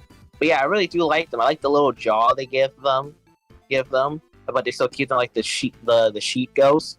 Though I like the joke that Captain Plunder's sidekick, whose name escapes me right now, because I already said it too. The one that's dead. Yeah, the one that's a poltergeist. There's a difference. Yeah, already Flinch. Yeah, Flinch. I think it's Flint. he's over. I love that he's scared of ghosts despite being already dead. Yeah. Oh, it's not Flinch. It's Filch. Yeah, that's what it was. But oh man, is there some kind of ghost racism going on? Because like even Captain Plunder's like, hey, you make friends with them. He's like, I can't make friends with these guys. But I just love it. It's just like, oh no, ghosts! But wait, you're already dead. If you're a ghost, if you're already a ghost, and another ghost is angry and after you, does that ghost like can that ghost like ethereally feel you and beat you up too? What's it gonna do? Kill me twice? Eternal torture, it just beats you up still. Oh, it's hilarious. I also love at the end, Captain Plunder's like, all right, we can't just leave empty-handed, so we're just gonna lie that we fought like 100 of those things, like 50 of those things, 100, and I was just like, I don't know. I think like just 3 would still be enough. They're still ghosts, but Yeah, I mean that's all there was in the zone. There was just 3 that you released, and they just harass you. yeah. I also love that they brought the sand pit, that you have to open in the zone so you can rise up on things. Mm-hmm. And they use it to get to a secret door. Another thing comment is the treasure. That's a very big echidna coffin right there. But Yeah. What happened? What was that echidna up to? What would he do? no, it's just related to zone because remember, if you look at the background of zone, you see humans on the hieroglyphs. Yeah, but So it does relate back. I suppose so. Which would mean that there had to have been humans on the floating island, or at least that piece of land at one point. You know what? That said, there is not a whole lot of humans we've seen. The only real ones we've seen is like Kintabor, the Chiller. The Chiller. Yeah. I'm sure there was like one background human I'm just forgetting. Yeah, I'm sure there is too. But I mean, humans are not as prevalent as you think they would be. Yep. But either way. Maybe we'll talk about it. But yeah. Maybe I said maybe we'll talk about it later. Maybe. Wink. Wink. Yeah, you're right. Either way, though, this is actually the last part of Mystery of the Sandopolis. Mystery of the Sandopolis Zone. It kind of ends anticlimactically because it's actually part of a bigger arc. But it just ends with Sonic and Knuckles finding a secret entrance to go further into Angel Island to stop the Death Egg. But that's it. I think it was advertisement for the game, to be honest. Yeah, it's advertisement for the game, but like even I think like the Mystery of the Sandopolis Zone could have just been part of it. Could have been marked for a bigger part. You know what I mean? For the part that's coming up, and we'll see it, but I'm not going to talk about it. Yeah. Also, Captain Plunder's whole part of this seemed really pointless. He showed up, went in, then left just as quick. Yeah, he just booked it. I mean, don't worry, we'll see plenty of him in the side story, but in terms of the main story for right now, he's out of the picture. We won't see him again for a good while either in the main story because there's another big bad in the works. Yeah. Also, before we move on, page 4, I really like that hand. The force of that hand and like the shading to it. It's like when Sonic's fighting the Guardian and he gets smacked in the head. You're right. I like that. No, wow. That's a good hand, plus the force lines and the crunch. It's a good panel. Yeah, you really feel the weight of the damn thing. Yep. And how lucky Sonic is that it was quicksand, so his head didn't actually get crushed in. Contrary to how like the art makes it look. Looks like the poor guy just got But anyways, we are continuing, and I guess I'll recap this part. We're recapping to the Zone Runners, back to Tails and the Big Freeze, part 1. And Tails is sleeping, he wakes up because he's called again. I'm kidding, I'm not going to do that for the rest of it. Zone Runners, part 1, and the Big Freeze. And we open with Tails taking a nap, and he's forced awake by one of the flock members. They're calling him back to the chemical plant zone to take because everything's frozen over. As he gets there, he reunites with not reunites, but he meets the previous flock member that sold them out to Robotnik, and it kind of ends on a cliffhanger there. Oh, and he says the flock are dead. But all right, but yes, another Tails adventure. He gets to wear his little cute coat. No, I don't know. I love the coat. He looks so adorable in it. My favorite panel is like panel 23. Oh, go ahead. So my favorite panel is panel 23 with that little panel on the bottom right, where he's like on the little machine. Yeah, like one of those little platforms from I think Chemical Plant. Yeah, that little bottom right panel. It's just a blank stare. The code. I don't know. It looks so dark. That's when you know It's that great. even Tails is like, I've been through enough of these ventures. And Tails continue the theme of, I guess I'm gonna have to do this. I guess. Yep. But no, the big twist in this one is that the previous, or the one that was a traitor, I forgot the guy's name. He was a traitor to the flock before. Oh, Reveals to Tails that the flock are dead. yep. Everyone's favorite characters. But yeah. Yeah, including favorite characters, including and we can't forget Sure, they have fan art. Actually, I know because I think I saw some one time, and like they put him at one sheep with the other sheep girl in the current Sonic comic. Oh, Lanolin. Oh man, we dated this. We've already dated this podcast. Yeah, so there was fan art of that, and I think I saw once. So someone must have remembered them, but I remember to be like, oh yeah, there are other sheeps in this one Sonic comic. But yeah, art wise, I love it. Also, I love that theme of Tails sleeping outside on the ground. It happens I'm always thinking like, wait, don't you have a base? Does Sonic force you to do this? Yeah, it's weird. Like I don't know what's going on. Well, they are animals. I guess that's what they're going off of. I'm more surprised at the fact that Tails is in the Marble Garden Zone. That's Angel Island still. So Oh, no, he's still in it. I guess this is supposed to be wait, no, it can't be what's happening while Sonic is there because they're in Sanopolis. Yeah.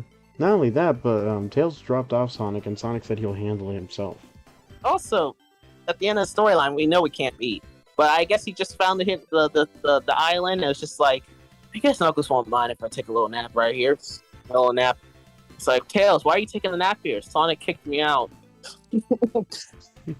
Sonic went to fight a big bad, and this is my big bad break. Yep. But yeah, the artwork's really great. I like the colors, the backgrounds.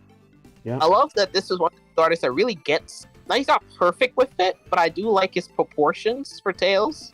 Yeah, it's about as close as you're gonna get, and it works. It's definitely, it's less proportions to the game, and it's more proportions to the cartoon, which is close enough, but there is some difference. Yeah, not quite there. Going back to page 23, I like to just show off the colors. I like when he showed Chemical Zone. You see, I like the colors for the smog, the purple, and the green. Yeah, it really shows how it's unnatural. I think that's the best way of putting it. How it's very unnatural, and it's dangerous to look at. Yep, the overall color for the blue color for the night sky, just the different multiple. I don't know, and I love the fact it's snowing. It adds that mood. I really like it. Yeah. I mean, the art. Yeah. But as for the story, oh, sorry. Go ahead. But as for the story, not much happens. You can't rush great, but we need to. But yeah, that's all for me. Before we move on, though, the script was done by Mark Eilers. No, it's Eilers. By Mark Eilers. Art again is done by Roberto Corona and Brian Williamson, which I'm guessing that I don't know what Roberto is doing, but because so far he seems like he's been paired with another artist, and I don't know if that other artist is doing the background and he's doing the characters, or I think it's a good mixture because I can still see, based off the other stuff we've seen, this feels like him, you know? Yeah, no, but I don't know if he's doing the main bits and someone is doing the backgrounds. Or is he... Oh, maybe it's like background, maybe it's like line art and coloring, or like paneling, maybe? I suppose so. It doesn't really describe that. But if I were to guess, yeah, probably that. But yeah, and they did a good job with this issue. Yep. Moving on, though. Rush greatness. Let's go on. Yeah, moving on, though. We got Captain Plunder and Sky Pirates Part 2. If you wanted to recap, Tom? Yep, Captain Plunder goes on trial. Trial not good well. Ends up in jail. Meets a weird cat. Boom. Alright. Talk story. Yep. So far, the whole court scene I I don't. love it. Yeah, the Think judge. it's I don't know if this is Nigel Kitching taking a jab at like the whole the court system or what, but the judge is an old crow. That I think that's the think, joke.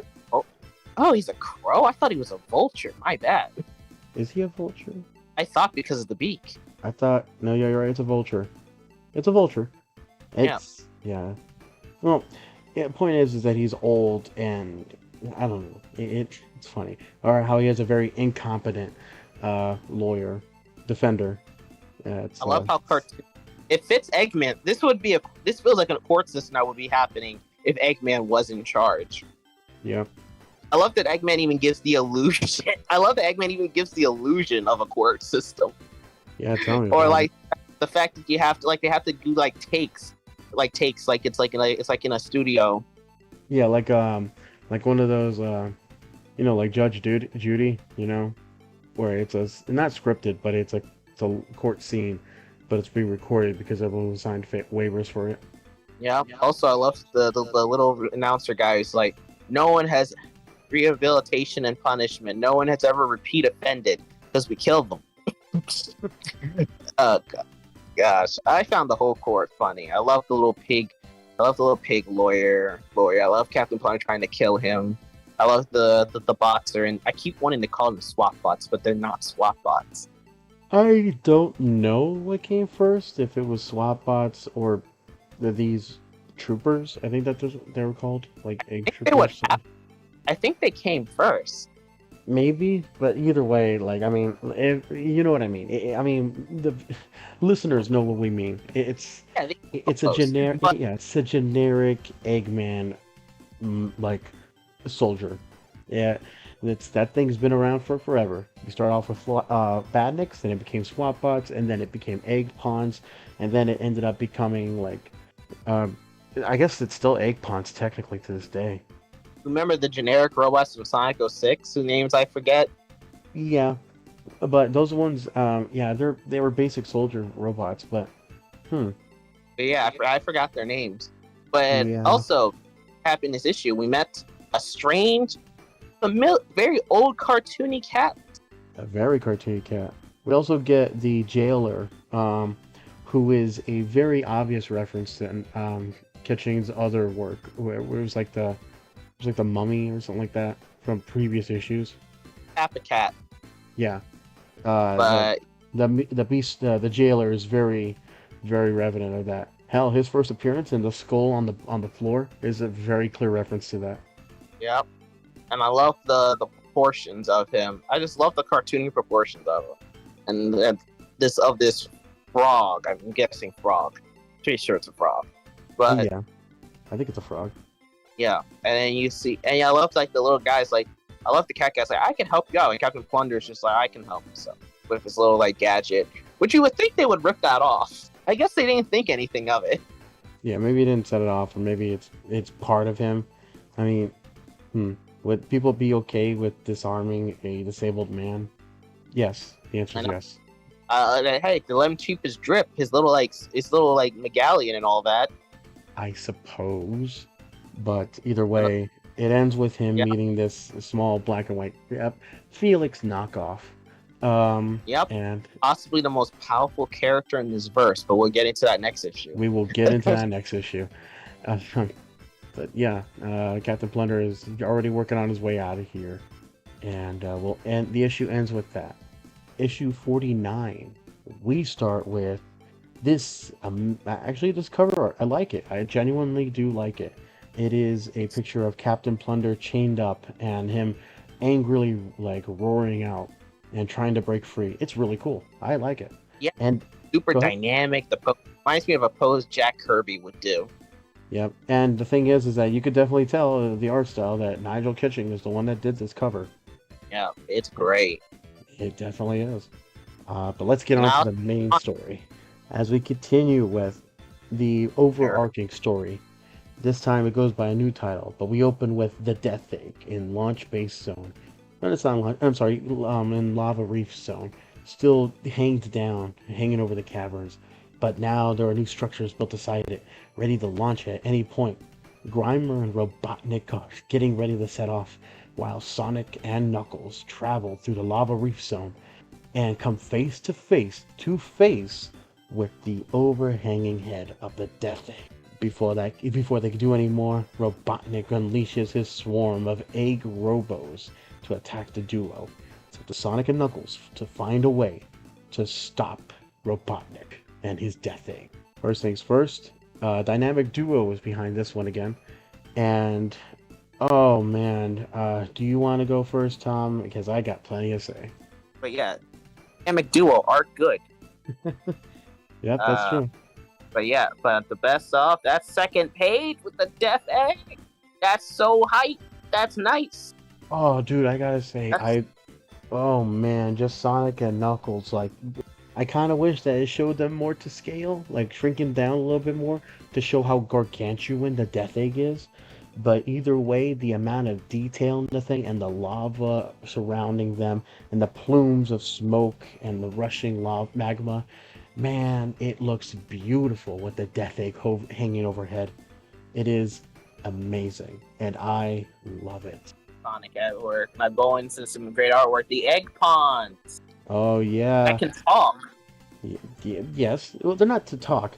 They are speakers for Robotnik. Robotnik is speaking through them. Oh yeah, sorry, I messed up. Yep. But I gotta say, I don't know if Archie did egg robos in that issue earlier. I know Archie took a lot of fucking liberties with designing characters and badniks or whatever. I will never forget Mechasonic. I'll never forget Metal Sonic in his second appearance. That was a fucking mistake. Was that the one where he died in lava? No, that was the third appearance. His second appearance was the Knuckles Chaotix one, where he just looked like they gave him a mouth and like little beady red eyes. Oh, I remember. Yeah. I remember now. He looked a lot more like Sonic instead of Metal Sonic, and that was supposed to be an upgrade, and it's like, nah, that they fucked up that design. Point is, Archie was never really consistent delivering on Bandit designs from the games. That does not matter here though in Sonic the Comic, because so far, with the exception of issue 5, we'll never forget issue 5. With the exception of issue 5, every Bandit that they reintroduced or shown has been very accurate and very beautifully drawn, and the egg robos here are no exception. They look so good and so menacing. They get that guy a face when Eggman's talking through him. Yeah, I'm surprised. I was surprised that they emote. Honestly, I didn't think. I'm not sure how I feel about them emoting, but it works fine because the design's already cartoonish enough to work. Yeah, I like it. It's like he makes his face look like Eggman to know that Eggman's talking. Yep, but it's really cool. I love how these egg robos show up in swarms because they're defending the Death Egg. And it's really cool. We also get the reintroduction to the Hidden Palace, or it's later. It's called the Chaos Chamber, right? Yes, pretty sure later. Yeah, but for right now, it's just called the Hidden Palace. And we see the 7 Chaos Emeralds with the missing Master Emerald pedestal. So the Master Emerald's missing. Also the Gray Emeralds. Remember, Knuckles has that. Yep, the Gray Chaos Emerald, which is to control the rest. Yeah, which, hey, props to them. They were ahead of the game. They gave that Gray Chaos Emerald a use and a reason why it was missing. That was props to them, as opposed from Sonic 1 to 2. And I did like the idea. From those vague things in the manual that I talked about, the Gray Emerald being kind of important. Yep. And then even giving it the use of like controlling the other Chaos Emeralds and the Master Emerald by exception. I mean by proxy, which is funny because if you're well aware of the Sonic canon, the Master Emerald's the one that controls the Chaos Emeralds. Hell, it's in its name, Master Emerald. Yep. But speaking of Master Emerald, we got the appearance of the big boy, the big homie. If you've seen the Mario Sonic RPG, and basically a bunch of Flash animations back in the day. Voiced by Cooler himself. Yep, voiced by Cooler himself. Yep. Mecha Sonic, or Metallics here. But here he is, just like in the game, taking that chaos energy and becoming chaos Metallics. But Yep. He so yeah, the Master Emerald is missing because the Metallics was on his way to steal it. But I guess he heard Sonic and Knuckles nearby and decided to take it and use its energy to power himself up. And now it's a brawl between Sonic and Knuckles versus the Mecha Sonic. Metallics. And then Metallics, alright. The Metallics is the series name, I guess. Yeah. Metallics the Metal Sonic. That's so dumb. Gotta get it. That's so Metallics dumb. the Metal Sonic. It's a little subtitle. Hey, it's like Sonic the Hedgehog, Knuckles the Echidna, Metallics the Metal Sonic. No, it's dumb. There's a Metal Knuckles later, isn't there? What is it? Metal Knuckles? Yes, there is. No, that's Metallics the Metal Knuckles. That's dumb. That's I dumb. think that predated the Sonic Rush. That predated the actual Metal. No, Sonic R. That happened. It was already showed up in Sonic R. Yeah, no. They showed up in Sonic R, and they somehow didn't use the same design from Sonic R, which is weird. I guess they were like, it's close enough to be its own thing at that point. I guess. Either way, we will say more about it when we come to it. Do you have anything to say about the issue, Tom? I can't wait for plot holes galore next issue. Oh, okay. Also, I love the resolution was pretty quick with those egg robots when Knuckles just punched and made a lava flow. It made the lava flow. Yeah, don't worry though. Go ahead. I like the paneling of that page. No, yeah, it's good. It really does follow your eye. As you follow Knuckles here, and then you follow Sonic there. Knuckles it leads your eye back to there where Knuckles is getting close to punching the lava, and it leads back to Knuckles falling up from that panel. It's really good panel work. It is. As for your concern about those egg robots going down kind of cheap, don't worry. They're mass-produced, and we are going to see more. Yep. On to some story. The best story here, as we all know. Yep. You want to recap this? Sure.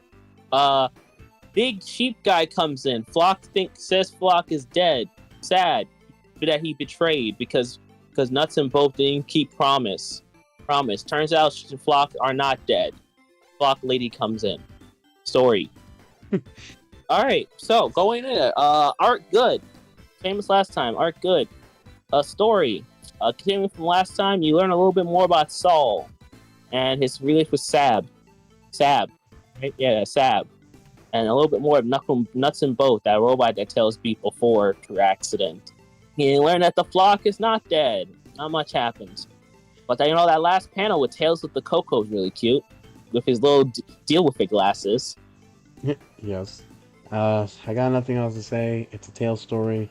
I'll have more thoughts to say when this story in particular is done, because not a whole lot happens in between every little issue that happens, especially when it's a small thing. Yep. But that's the case. Let's go on to the next one. Yep. I fucking hate Tails stories.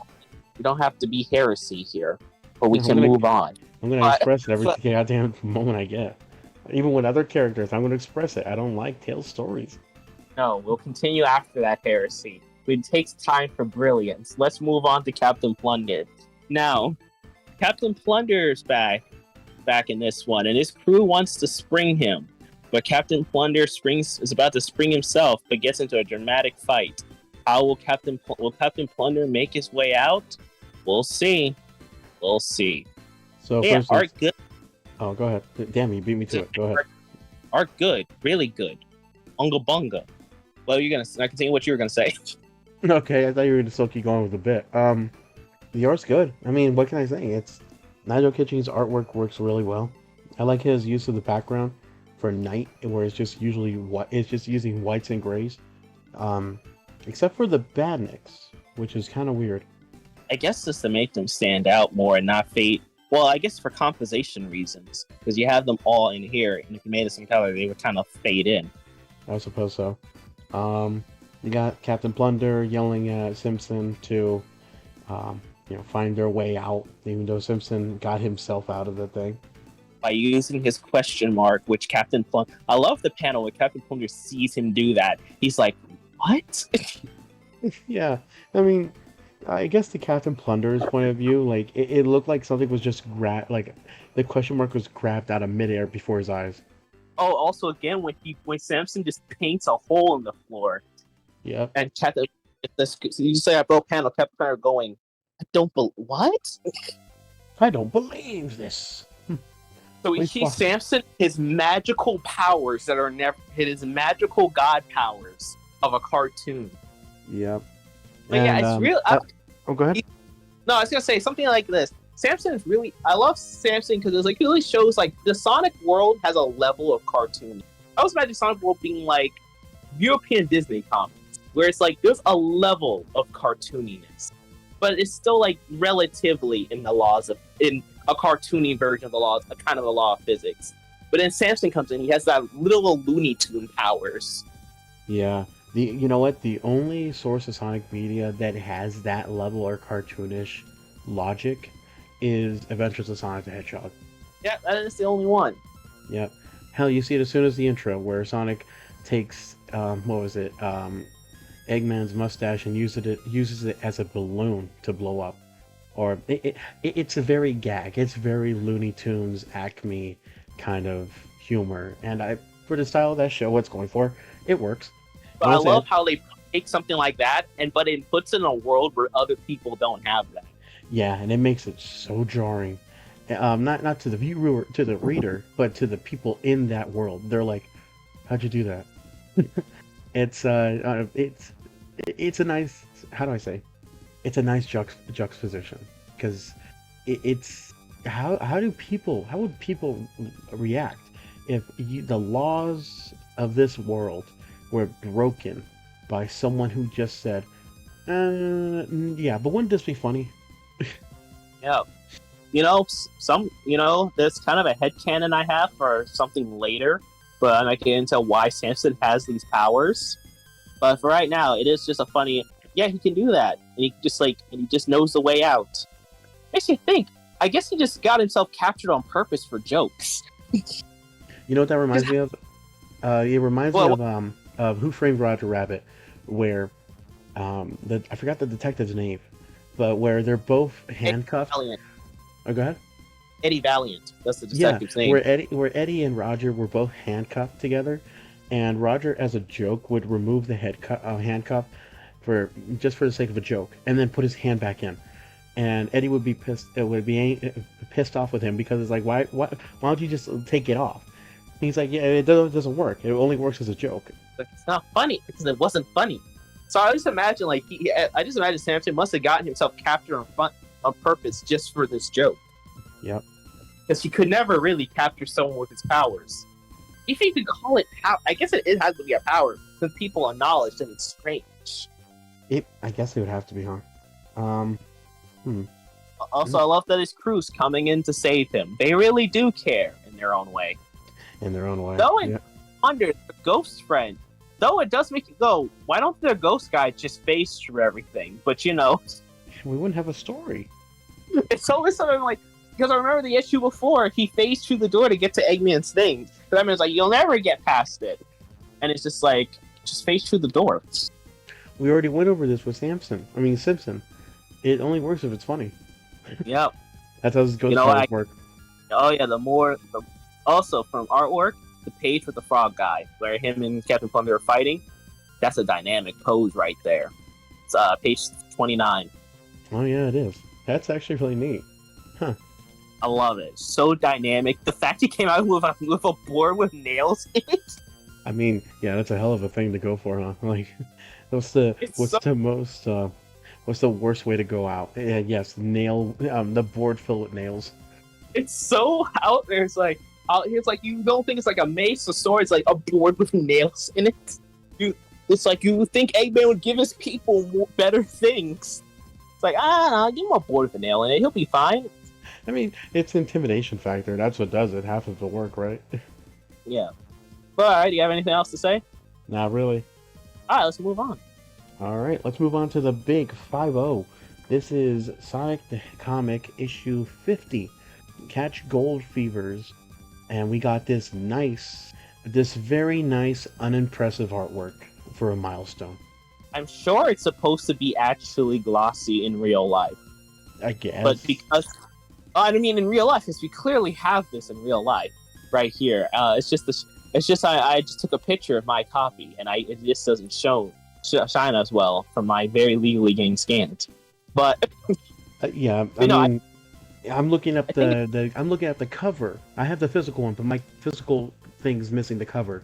So I'm looking on the Sonic Wiki for the cover, and it says that it's supposed to have gold and silver tattoos, but they're missing. So I would have to take the word for it. no.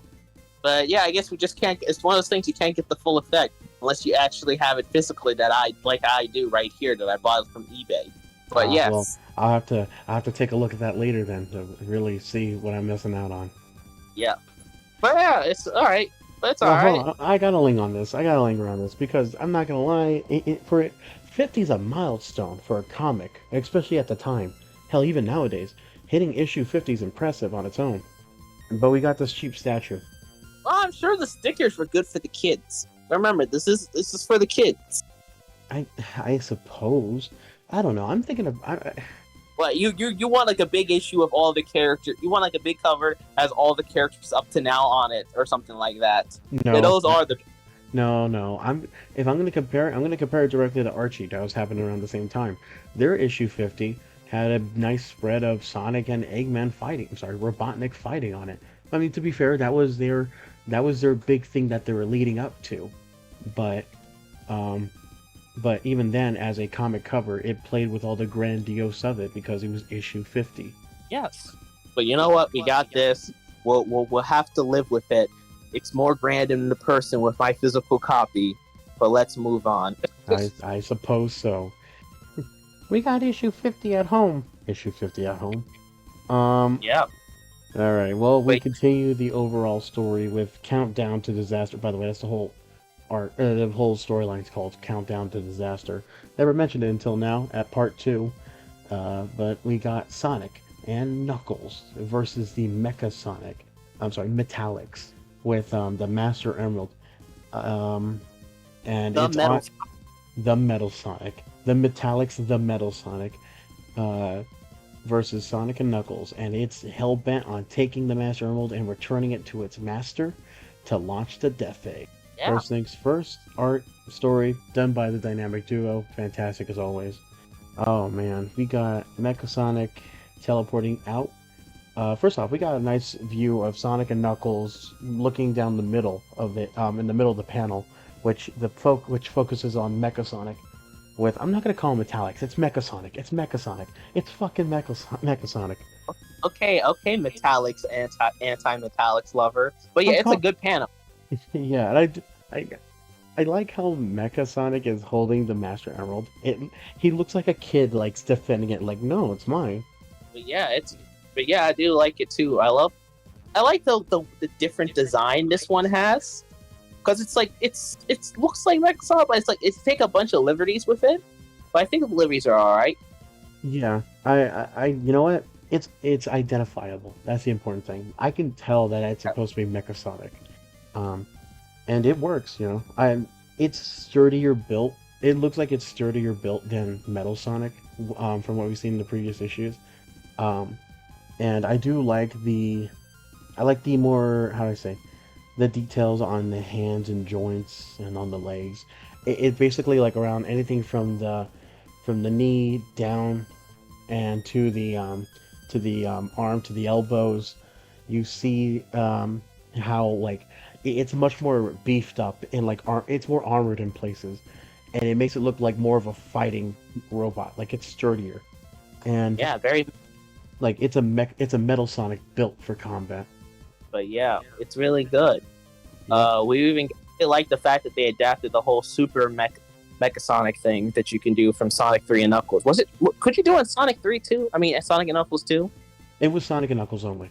You need to remember at the time, Sonic 3 that came out was just Sonic. I mean, it was just Sonic and Tails, and you only played through Angel Island Zone to Launch Base Zone. Sonic and Knuckles picked up where that left off, and you chose between Sonic or Knuckles, and you played through Mushroom Hill all the way to Doomsday. So this fell in line with Sonic and Knuckles. Yeah.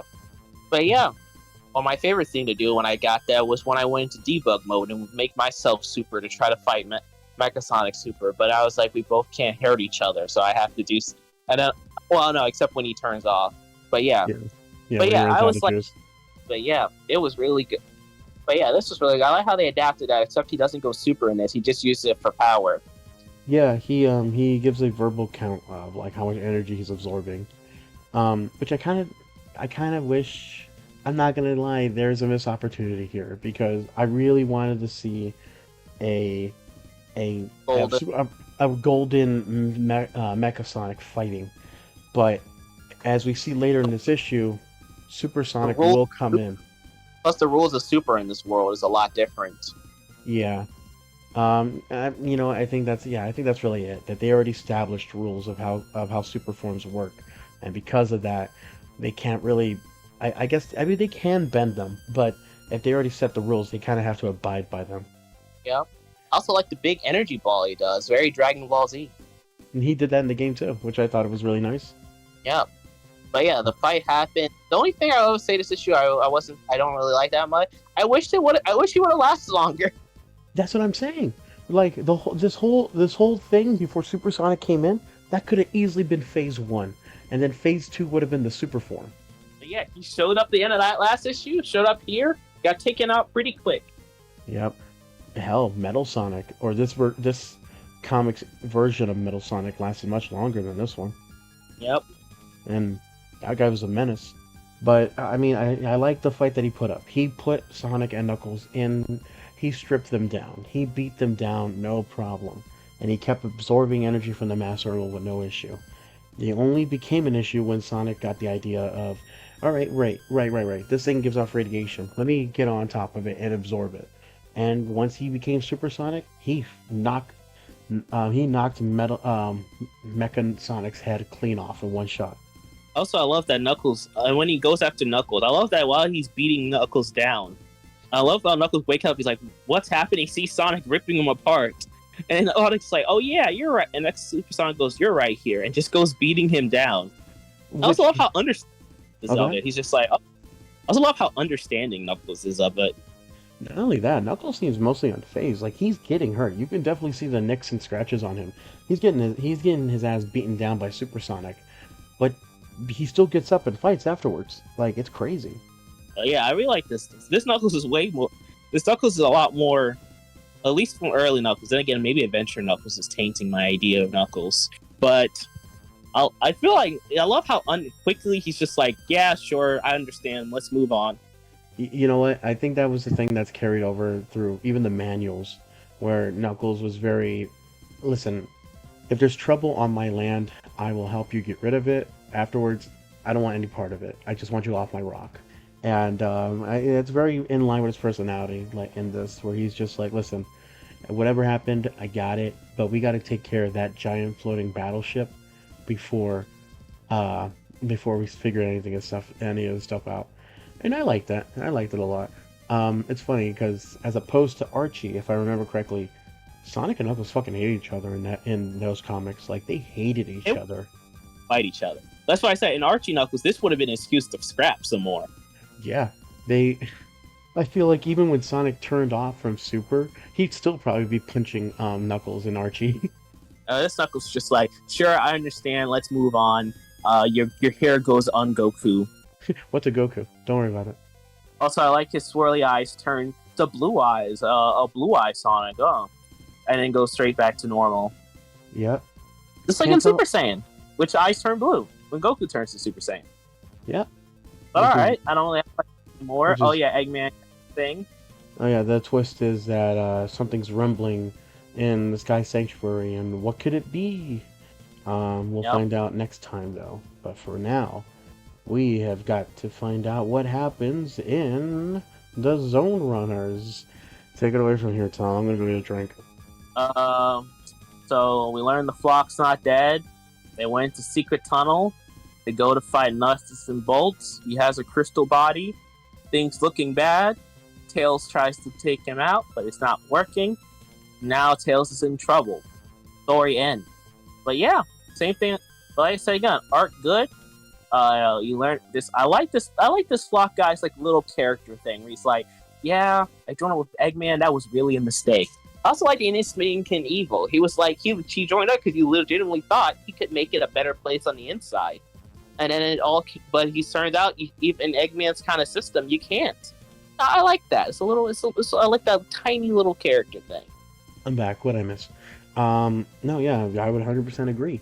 Um, yeah, everything you said. Yep, it's true. 100% got it. Yep, I agree. Oh, Yeah. the Tales comic is the greatest comic ever, and your opinions on it were completely wrong. All right, Let's move great. on to the next story. Next story. Let's move on to the next story. All right, but yeah, good story. Move on. No, in all seriousness, the art is great as always. It really is. It's really well done, and I do like the dynamic between the what's the guy's name? Forgot his name. It was Soul. Yeah. Yeah, and the girl is his ex partner was Sab, right? Yeah, Sab. Yeah, Sab and Soul. I don't know if that's a reference or not. But I mean, I like the dynamic that those two had, and they reconcile in the beginning of the issue, which is nice. I do like Nuts and Bolt's new body. It's an ice body. He gave him an ice body that makes him impenetrable to anything. Too bad the guy's a bit of a hothead, if you catch what I mean. Yes, Tails did make that joke. Yep. But yeah, it's a good little issue. It's gonna conclude next. Don't have much to say in this middle part. So, do you want to go on? Yes. All right, great. Now let's go on to the last part of Captain Plunders. Yep. In Captain Plunder and the Sky Pirates, we catch up with, well, Captain Plunder and his Sky Pirates. Except they're not exactly together. We got Captain Plunder and his new escort, I guess, is the best answer, Simpson, on their way to get out. Meanwhile, Captain Plunder's crew is out to save him. There's a bit of a bypass. They mistake each other for two different types of people. And Captain Plunder makes his way out with Simpson. Unfortunately, there seems to be an accident, and he lost his crew. And he just says, well, I was due for a new one anyways. Let's move on. And they go off. Yeah, I like this one. It's pretty funny. It's a pretty funny conclusion. Who tries to save him. And I love that Captain Plunder's still a scumbag in the end. He's like, I wasn't due for a new one anyways. Let's move on. I got Samson and his seeming magical powers. Yep. I don't really have a whole lot to say about this one because it's just, I mean, not a whole lot happens other than Captain Plunder escapes. Simpson makes a few jokes, like fourth wall breaking jokes. I really like the light bulb scene where he eats the light bulb and you see the little panels of him freaking out with it. Oh yeah, no, that was nice. But those were jokes. Yeah, that was a nice little gag. But yeah, it's a good little gag-filled story. Not much else. Want to move on? Yeah. All right, next issue. Yep. We continue with issue 51 of Sonic the Comic. And we get, what's this? Sonic's double. You can talk about a double trouble. We got Sonic being pushed aside by Amy and his long-lost brother, Tonic, on the cover. Do not steal, but... yes, before that happened, huh? Yes, who looks exactly how Sonic looked like before he got his Sonic powers. Does this mean we're going to get some deep lore on Sonic's origin and what made him to be what he is? Does this mean he has a new strange family and how he keeps himself away from that? We already got that deep lore before. We had the origin story already with him and King before. Yeah, I know. I'm just trying to set up. You know what? All right, sure. I'm trying to set up from the. I'm trying to set up from the twist, man. Like, what the hell? Okay, sure. Let me play along. Yes, could it be Sonic's brother or his 26 sisters? Who knows? Let's go forward. You're an ass. Let's move on. You're an ass. I know. I tried, but yes, we continue on with disaster. Do you want to recap this one? Yes, I do. The Death Egg is out. Sonic and Knuckles are on the back foot. They gotta fight their way in to destroy it. Sonic tries to fight his way to destroy it while Knuckles goes and does something else to try to fight back. Dramatic fight super action. All right, let's move forward. All right, so dynamic duo, art good.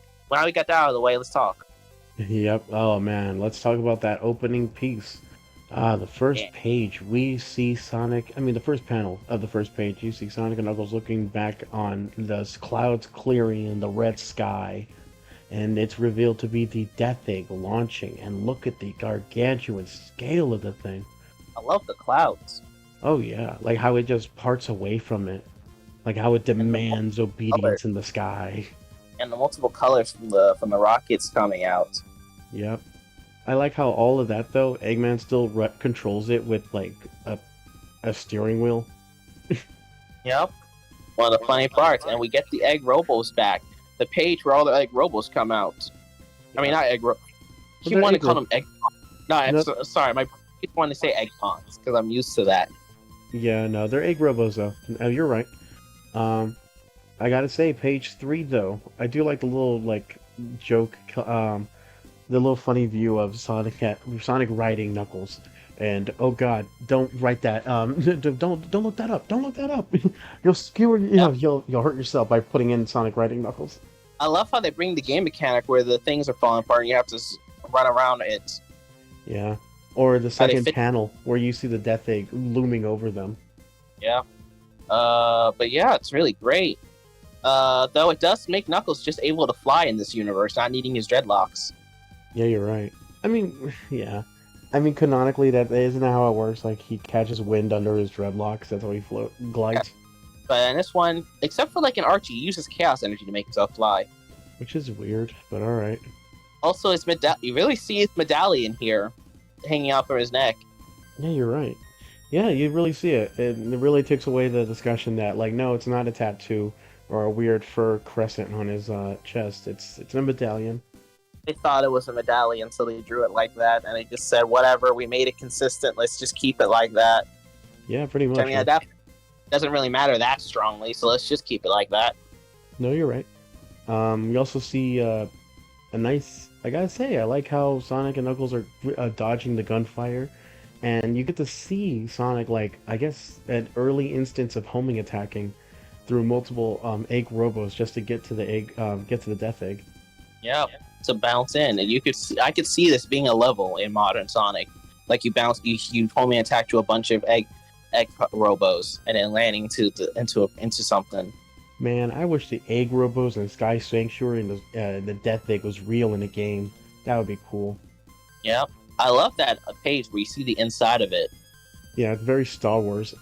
Yeah, I was about to say it looks like that scene, that place that Luke went in Star Wars where Vader cut his hand. Yeah, which was most likely definitely intentional. Well, it is the Death Egg, so I guess it's a good thing to call back on. Yeah, you're right. It's just I didn't think it was like that blatant. Sonic fights those like spiky robots, and I love the cool thing in this universe that I don't think any other company has. The fact that the floating island floats because it's actually just a big battleship. Yeah, let's talk about that. It's cool. It like gives it. it. I like it. I think it's definitely creative. It's weird. It's definitely weird though. I think it's weird because you're so used to the lore of the floating island. That's how it is. But I think it's a cool I'm idea. used to the floating island being a fucking floating island. I'm not used to it being a fucking battleship. I'm not Like, against it though. Island but yeah, I find it's a cool idea. Like, oh, the island was a whole weapon that could fight back. It's like a big surprise for someone who kid probably watches. Like, what is Knuckles gonna do? And Knuckles like, I got this. What's Knuckles doing? The island is a ship. I mean, it's definitely amazing. I'm not gonna lie. Although it's kind of funny. It's like, does he parallel park that thing, or does he? Like, I don't know what goes on with that. But Well, it he is says cool. he hopes he understands it correctly. So I guess he just doesn't. I guess he just lets it float, and just doesn't bother trying to control it too much. Man, that is the longest cruise control I've ever seen. Oh gosh, I actually got to remember how to drive this. I hope my ancestors left an instructional video. Yeah, it's like it's a little VCR, and he has a tape. It's like how to drive Angel Island, and it starts It's like, with like and a kid sitting on the chair backwards saying, "So, you want to drive Angel Island? Well, with these easy steps, I'll show you how to."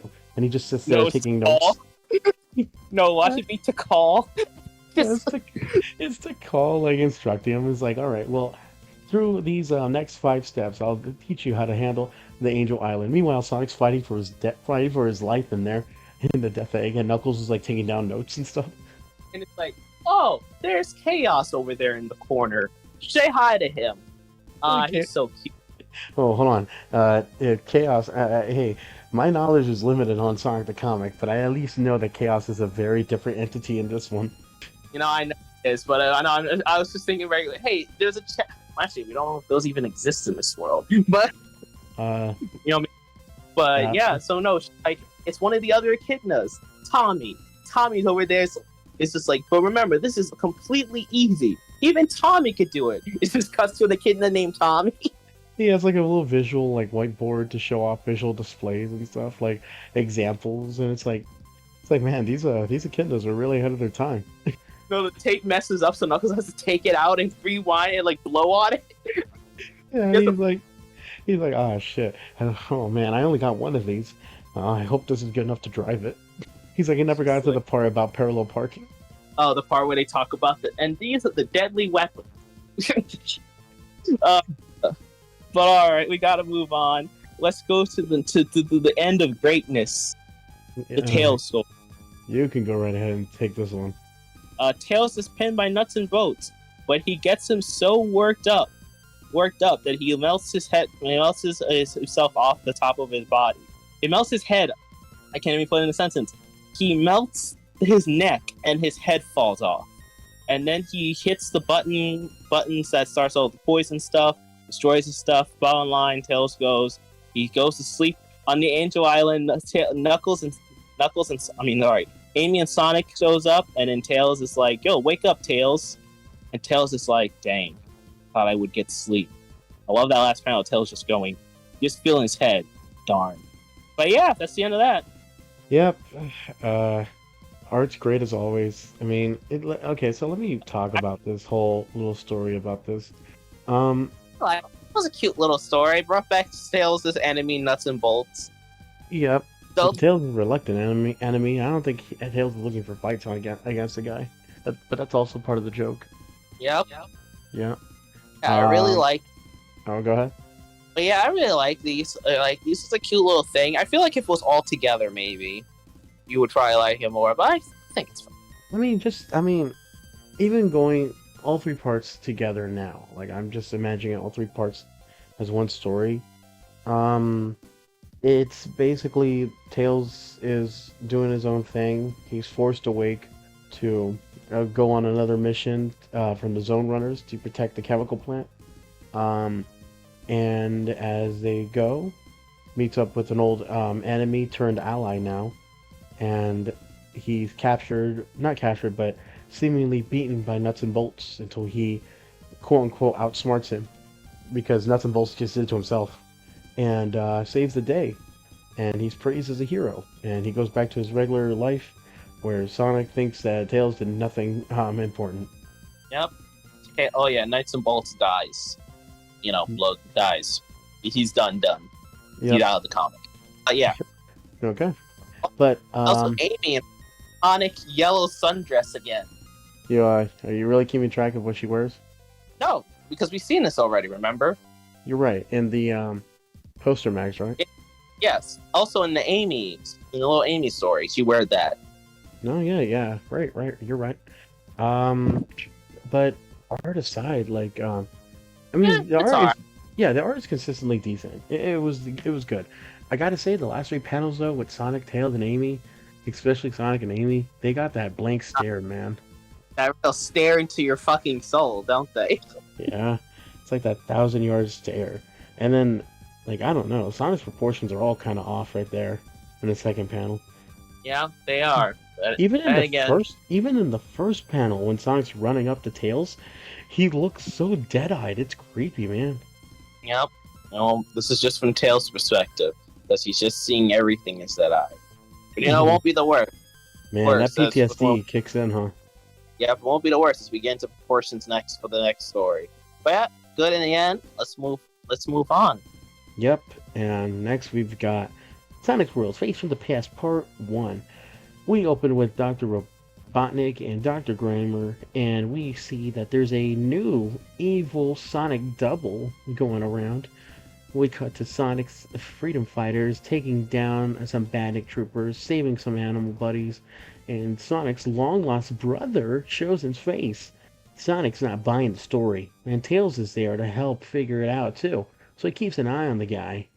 Unfortunately, Tails is is in hot water, as it turns out that the Sonic double is actually Metamorphia. How will Tails get out of this one? Yep. So, this plant, let's get it out of the way. That whole thing in the cover, I love how they instantly just break the twist in the first page. Yep. There's no build up. Like, it's just revealed straight off the bat. Like, hey, it's an evil Sonic double that's gonna infiltrate the group. And if you're not keeping up with the comics already, you or if you weren't keeping up, you would be. The only real twist would be that it's it's Metamorphia who can change her body. A robot. Yeah. Who's just a robot. But I mean, even if you've read the comics up to this point, you would realize like there's only one robot that does this. Yep. But yes, also this plan is fucking stupid. Like what? I think what was Eggman think? How would this? They clearly I assume they want to take him to their base, but why would they? Sonic knows he's fake. Yeah, like the whole point. Your whole plan lingered on pretending to be Sonic's brother, or Sonic's lost brother, and it doesn't work if Sonic doesn't believe the lie. So then you're shit out of luck, and it's like, what the hell? And then you're forced to defend yourself because Tails is curious and gets into it. Yes, it's like that's this whole doesn't make any what. He's like when he ran away crying. What he thinks Sonic's gonna be like? Maybe I feel really bad for this crazy hedgehog that thinks he's my brother. No, and Sonic wouldn't care. He would try to just walk away after this. Yeah, it's ridiculous. What? Yeah, but it's not. I mean, I don't really have much to say. It's a even for like a backstory or a back page story. It's kind of flimsy. It's kind of dumb. I like Metamorphica is back. Yeah. I like they brought her back. The reoccurring villain stuff. We really underutilizing her completely broken power because she could turn into anything. Yeah, like they're really skimming over the part that like if they didn't announce the damn plan, she could have easily like kidnapped one of Sonic's friends and just pretended to be them and like take out the group from the inside or something, or worse things. But Cosmo and can actually use super speed. Yeah, so it's like why? You know what this feels like? This feels like something that Mike Gallagher, I think that was his name, is the early writer and the early Archie president of in the Archie comics. This is like a story he would write of one of the crazy ways of Dr. Robotnik will try to find out where Knothole is. You know what I mean? Oh, it really does. No, as also Metamorphica's power. I can't get over how. Remember, she gets into gas, liquids. She's like the most powerful thing. Well, I guess until like the next guy that Eggman's ever built on a power thing. Yeah, the powers are there, but the use is so underutilized, it hurts. She's literally. Remember that robot from Archie Eve? Say again? Remember that robot from Archie Eve? Like the big brain with the eyes, the lips. Yes. She had the exact same power, and then she realized, I'm a god, what? And then leaves. Yeah, it's crazy. Wasn't she killed by like Tommy Turtle? No, she died from because remember she became like Galactus and was destroying planets. When Sonic went into space. Oh right. Sonic convinced her to kill. But yeah, she was. And Sonic convinced her to kill herself. Yeah. Man, no, you're thinking of Ant-Man's robot daughter he liked. Wasn't it named Eve? No, M. It was M, right? Yeah. Thinking of Eggman's robot daughter. You know what? I'm mistaking it because wasn't his like not son named Adam? Yes, his not son was named Adam. Which you would think would go with Adam and Eve. I thought that's the. Huh. No, Eve was the first robot that left. Adam was later, and M was the other robot who Adam killed. And who Adam framed for failure and an Eggman told to self-destruct. Which Eggman regret. One of the few people he regret, and one of the few anything he ever regretted in that comic. Yeah, I mean, yeah. But yeah, as for the story, not much. The art's okay-ish. It's like when we're talking about proportions, it does that thing that like early writers do with especially Amy's proportions. Like that panel where she's like standing next to Porco Lewis and Johnny Lightfoot. Yeah, it's a little weird, but either way, let's wrap this up. Let's move on. Yep, we've got issue 52 at Sonic the Comic with the cover art being of Short Fuse the Cybernik versus Knuckles the Echidna. Yeah, Xenobite head. Go ahead. Yes, Xenobite head Knuckles. Oh my god! Thank you. Yeah, thank you. Oh man, oh, you know what it is? It's the second eye. If it's the eye that's supposed to be on the right.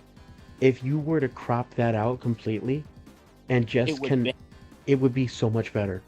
Oh shit, you're right. I'm covering up with my finger. You're 100% right. Yeah, the perspective might be a little off, but I mean it's significantly better than someone pushing on a Knuckles' soft spot. Yep. But yeah, it's nice. Yep. Well, Short Fuse looks good as always. What was it? I said Short Fuse looks good as always. Yep. All right. Let's move on to. No, sorry. I just noticed in this cover, his arms, which are supposed to be metal, they don't look metal in this. They're like cloth look. Or they look like they look like gloves. Yes, which isn't right. But all right, that's something I just noticed. Hey, props to Knuckles though. He's blocking one of the shots. Although his arm in the back, his fist in the back, looks good. It looks right. But it's the one up front where his knuckles seem a little too close to each other. Oh, I know what you mean. Yes, they're too close. They need to be further apart. Not only that, but they're curved. Like the other one, they're not curved. Yeah, you're right. Like Wolverine claws. Yeah, that's weird. All right, let's move on. We're just stuck on this. Next story. Yep. Next story, we've got Disaster Part 2. We open with the Death Egg finally launched. Sonic surrounded by badniks. Eggman and Grimer with the Master Emerald in control. What's Sonic to do? Well, he's gonna book it. The Death Egg is hit by the floating island, and Sonic uses his chance to take the Master Emerald and book it out. The Death Egg is seemingly taken down by Angel Island, but Sonic and the Master Emerald are now in free fall. How are they gonna get out of this one? Yep. First thing, our dynamic duo arc good, but the most important panel, the last two, that double page spread, my dog. Oh yeah, dude, we gotta talk about that. Oh man, that beautiful double page spread of the Death Egg being seemingly destroyed. It looks like it's being erupted from inside out. And the Master Emerald falling with Sonic. Sonic doesn't look like he's too worried at all. He's just more worried about getting to the Master Emerald. And the egg robo scattering to escape it. But I like that deciding to kind of kill Sonic. Yeah. But yeah, I talk about composition here. I like the first thing you see is like the energy beam, and that laser follows your eyes to the Death Egg. With the egg robots, then lead your eyes back to Sonic, which we follow his eyes to lead you back to the Master Emerald, which will lead you right back to the energy beam. Yeah. It's a good composition. Oh yeah, it drags you everywhere, and in the background, if you're really paying attention, you get to see the scale of Angel Island on it. Yep. Oh, but man. Yeah, it is great double page spread. Oh yeah. Although I gotta say, how the fuck is Angel Island firing this energy? I assume it's just like a machine in the mountains or something. I mean, if you follow the energy line, it's just summoning. Like, it's just there's no connection or anything. It's just flowing up. I've seen this in comic. It's just Super Echidna energy. It's just Super Echidna energy technology. They can do what they want. I guess. I don't know. It's not like it's doing something new out there. I know, but I don't know. I feel like it'd be cooler if they used the mountain peaks to, like, I don't know, converge. Like each one has a beam and converging in the middle, and then it makes the giant energy that fires out. Well, if you look at the panel before, it comes from the lake, in between the mountains. Like go back, page 5. I see it. Well, that makes even less Oh, sense. What the hell's the water gonna do? it's a kid in magic water. It can do what it wants. No, that's dumb. That's No, dumb. that's cool. That I find this very unbelievable in my comic, in my British comic of hedgehogs and echidnas and egg-shaped men. well, you know what? I'm sure we can get into the science of it later. But yeah, I like this little part. I like the whole very short. I love they weakened the island that it has to take a bit for all the things to get ready. Yeah. Oh, let's talk about the Like, opening because Eggman, Robotnik flat out said that he was getting the disintegration ray aimed at Emerald Hill Zone. Like he was just already gonna scorch Earth with it. I'm like, wow, Rotnik, I guess you're just as genocidal as the Archie one. Yep. Yeah, he was just ready to nuke the place. It wasn't until Knuckles shot him with Angel Island that he was like, all right, turn it back on the island. Like, yeah, but yeah, it's a cool little section. Though it's mostly just action, not much to really say, to be honest. No, not really. But unfortunately, this is where our story is going to end for now in the main story. We still got a couple of side stories to do, but in the main story, we'll have to save the conclusion for next time. Now on to Short Fuse the Cybernick, and the conclusion of the best plot ever, the best plan to kill Sonic ever. Too. All right, Yeah. so Short Fuse the Cybernick. Do you want to say it? I'll let you say it. All right. Well, we open with Short Fuse taking out a few Valkyries seen in Sky Chase Zone. He's being harassed by them, and he's taking them out. And that battle leads him up to Angel Island. Knuckles takes out the last Valkyrie, but there's a misunderstanding between the two as Knuckles sees Short Fuse as another Badnik, technically, which is true. And he takes a swipe at him. Short Fuse isn't taken out though, and they both go at it. Next thing you know, though, is that Knuckles is about to be ambushed, and Short Fuse takes care of it, and they seem to end on a tie. All right, so actual story. It's good that you're putting Short Fuse at Knuckles, because they are trying to make Short Fuse like a big Sonic character, so it makes it like not like a Sonic friend character, but not really like a rival, but kind of like a standalone Sonic character. But it's good to like pair him up with the next big standalone Sonic character, which is Knuckles. Yeah, no, it really brings into the idea that Short Fuse is doing what he said he was going to do. He was out exploring, and he wanted to do his own rebellion on his own terms, and that's what he's doing. And granted, it led him to Angel Island, and there may have been a misunderstanding between him and Knuckles. Thankfully, they sorted that out. Yep. And first thing I talk about the art. It has its moments. It's weird. The one that gets me is 19, where you see the Knuckles punch, and it looks like Knuckles just swaying his arms around. Yeah, it But doesn't look like a punch. It looks like a slap. That's what it was. That's what it looks like. To me, it looks like those things where you just make your arms dangle and you just go and you swing them around. Yeah. You know what? Yeah, I see that. But I don't know. Okay, you know what it is? It looks like it looked like after he threw the punch, the pose he's in looks like he's about to backhand him. Oh snap, you're right. And Knuckles' proportions in this. Yeah, not the best. Looks like a jelly. You know what gets me? Page 5, page 18 sums it up. Looks like a jelly bean. Yeah, you're right. He looks like an angry little child. That's what he looks like to me. Especially when he's yelling at Short Fuse before he throws the punch. Yeah. But it has its moments. I can tell this artist can definitely draw the Sonic character proportions. Like a lot of early artists, they didn't really have guides. So I have to say, I hope these are like the panel in like page 21 where Short Fuse kills the monkey badniks and you see its one's head scream and the other one's heads come off. Yeah. The ones I'm pretty sure those were ones without animals, right? Yeah. Those were definitely had animal buddies in them. I mean, to be fair though, this comic has not had the best consistency of showing off coconuts as a badnik. Last time they were like King Cool, whatever the heck, the monkey. Yeah. Now, Oh God, do you want to go back to that one? I love that, man. I love that because I remember Tails had his jacket in that issue that you never see again. Oh, I mean, yeah, that jacket that only shows up one time in a couple panels and then disappears for some reason. Yep. He had his Sonic Team jacket. What was the joke we made? Like, it was a special armor designed against Kid Cruel and his gang. And it only works that one time, and when he got hit, it went away. Yeah, it was so dumb. Like, that was clear. I mean, it was definitely an error because like it showed up, but you never see him take it off, and then it disappears, and then it comes back on. You know the other thing that gets to me? Remember that issue? Porker Lewis had hooves. Ah, damn. Yes, he didn't have hands. He had hooves in that issue. Oh shit. You're right. Oh my God.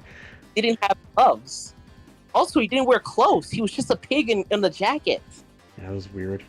Yeah. But yeah, as for this, yeah, nothing much. Good little team up story. Sure, Fuse goes on. All right, I want to go to the last bit because that one I actually have something to talk about. Yeah. All right. Sonic World. Let me get at this one. Metamorphica's about to kill Tails. Sonic and friend meets her. They fight. Metamorphica fails. Eggman goes, "You suck." Metamorphica goes, "But Eggman Senpai, I think you're kawaii desu." And then Eggman laughs. Metamorphica goes, "Maybe Senpai will notice me when I kill Sonic." Boom. Yes. Hey, I was not wrong in anything I said. No, I guess technically you're not wrong. I'm 100% right.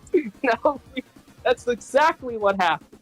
But yes, the art's the same. But yeah, that's mostly the part I remember because it's introduced the idea that Metamorphica likes Eggman in a romantic way, which is weird, or at least in a fangirl way.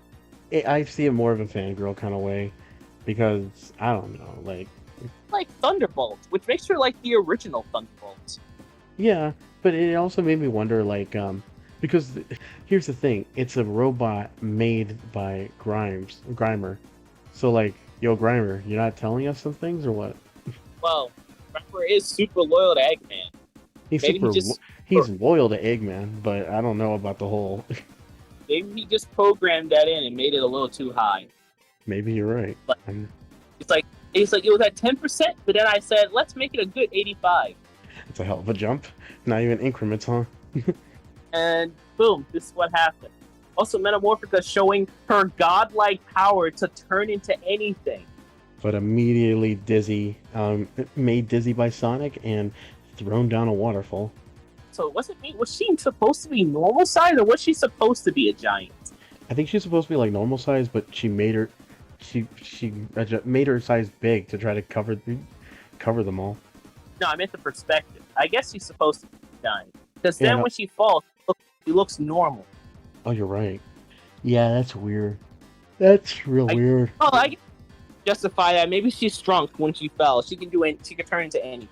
I guess. I don't know. There's no transition between either. Well, she can feel pain. I just realized Johnny hit her in the face. Yeah, Johnny smacked her in the face, and it was enough to discombobulate her. Oh, it's what we say. Johnny's super strong in the background. Yeah, I sure hope nothing happens to him. Him and Porker.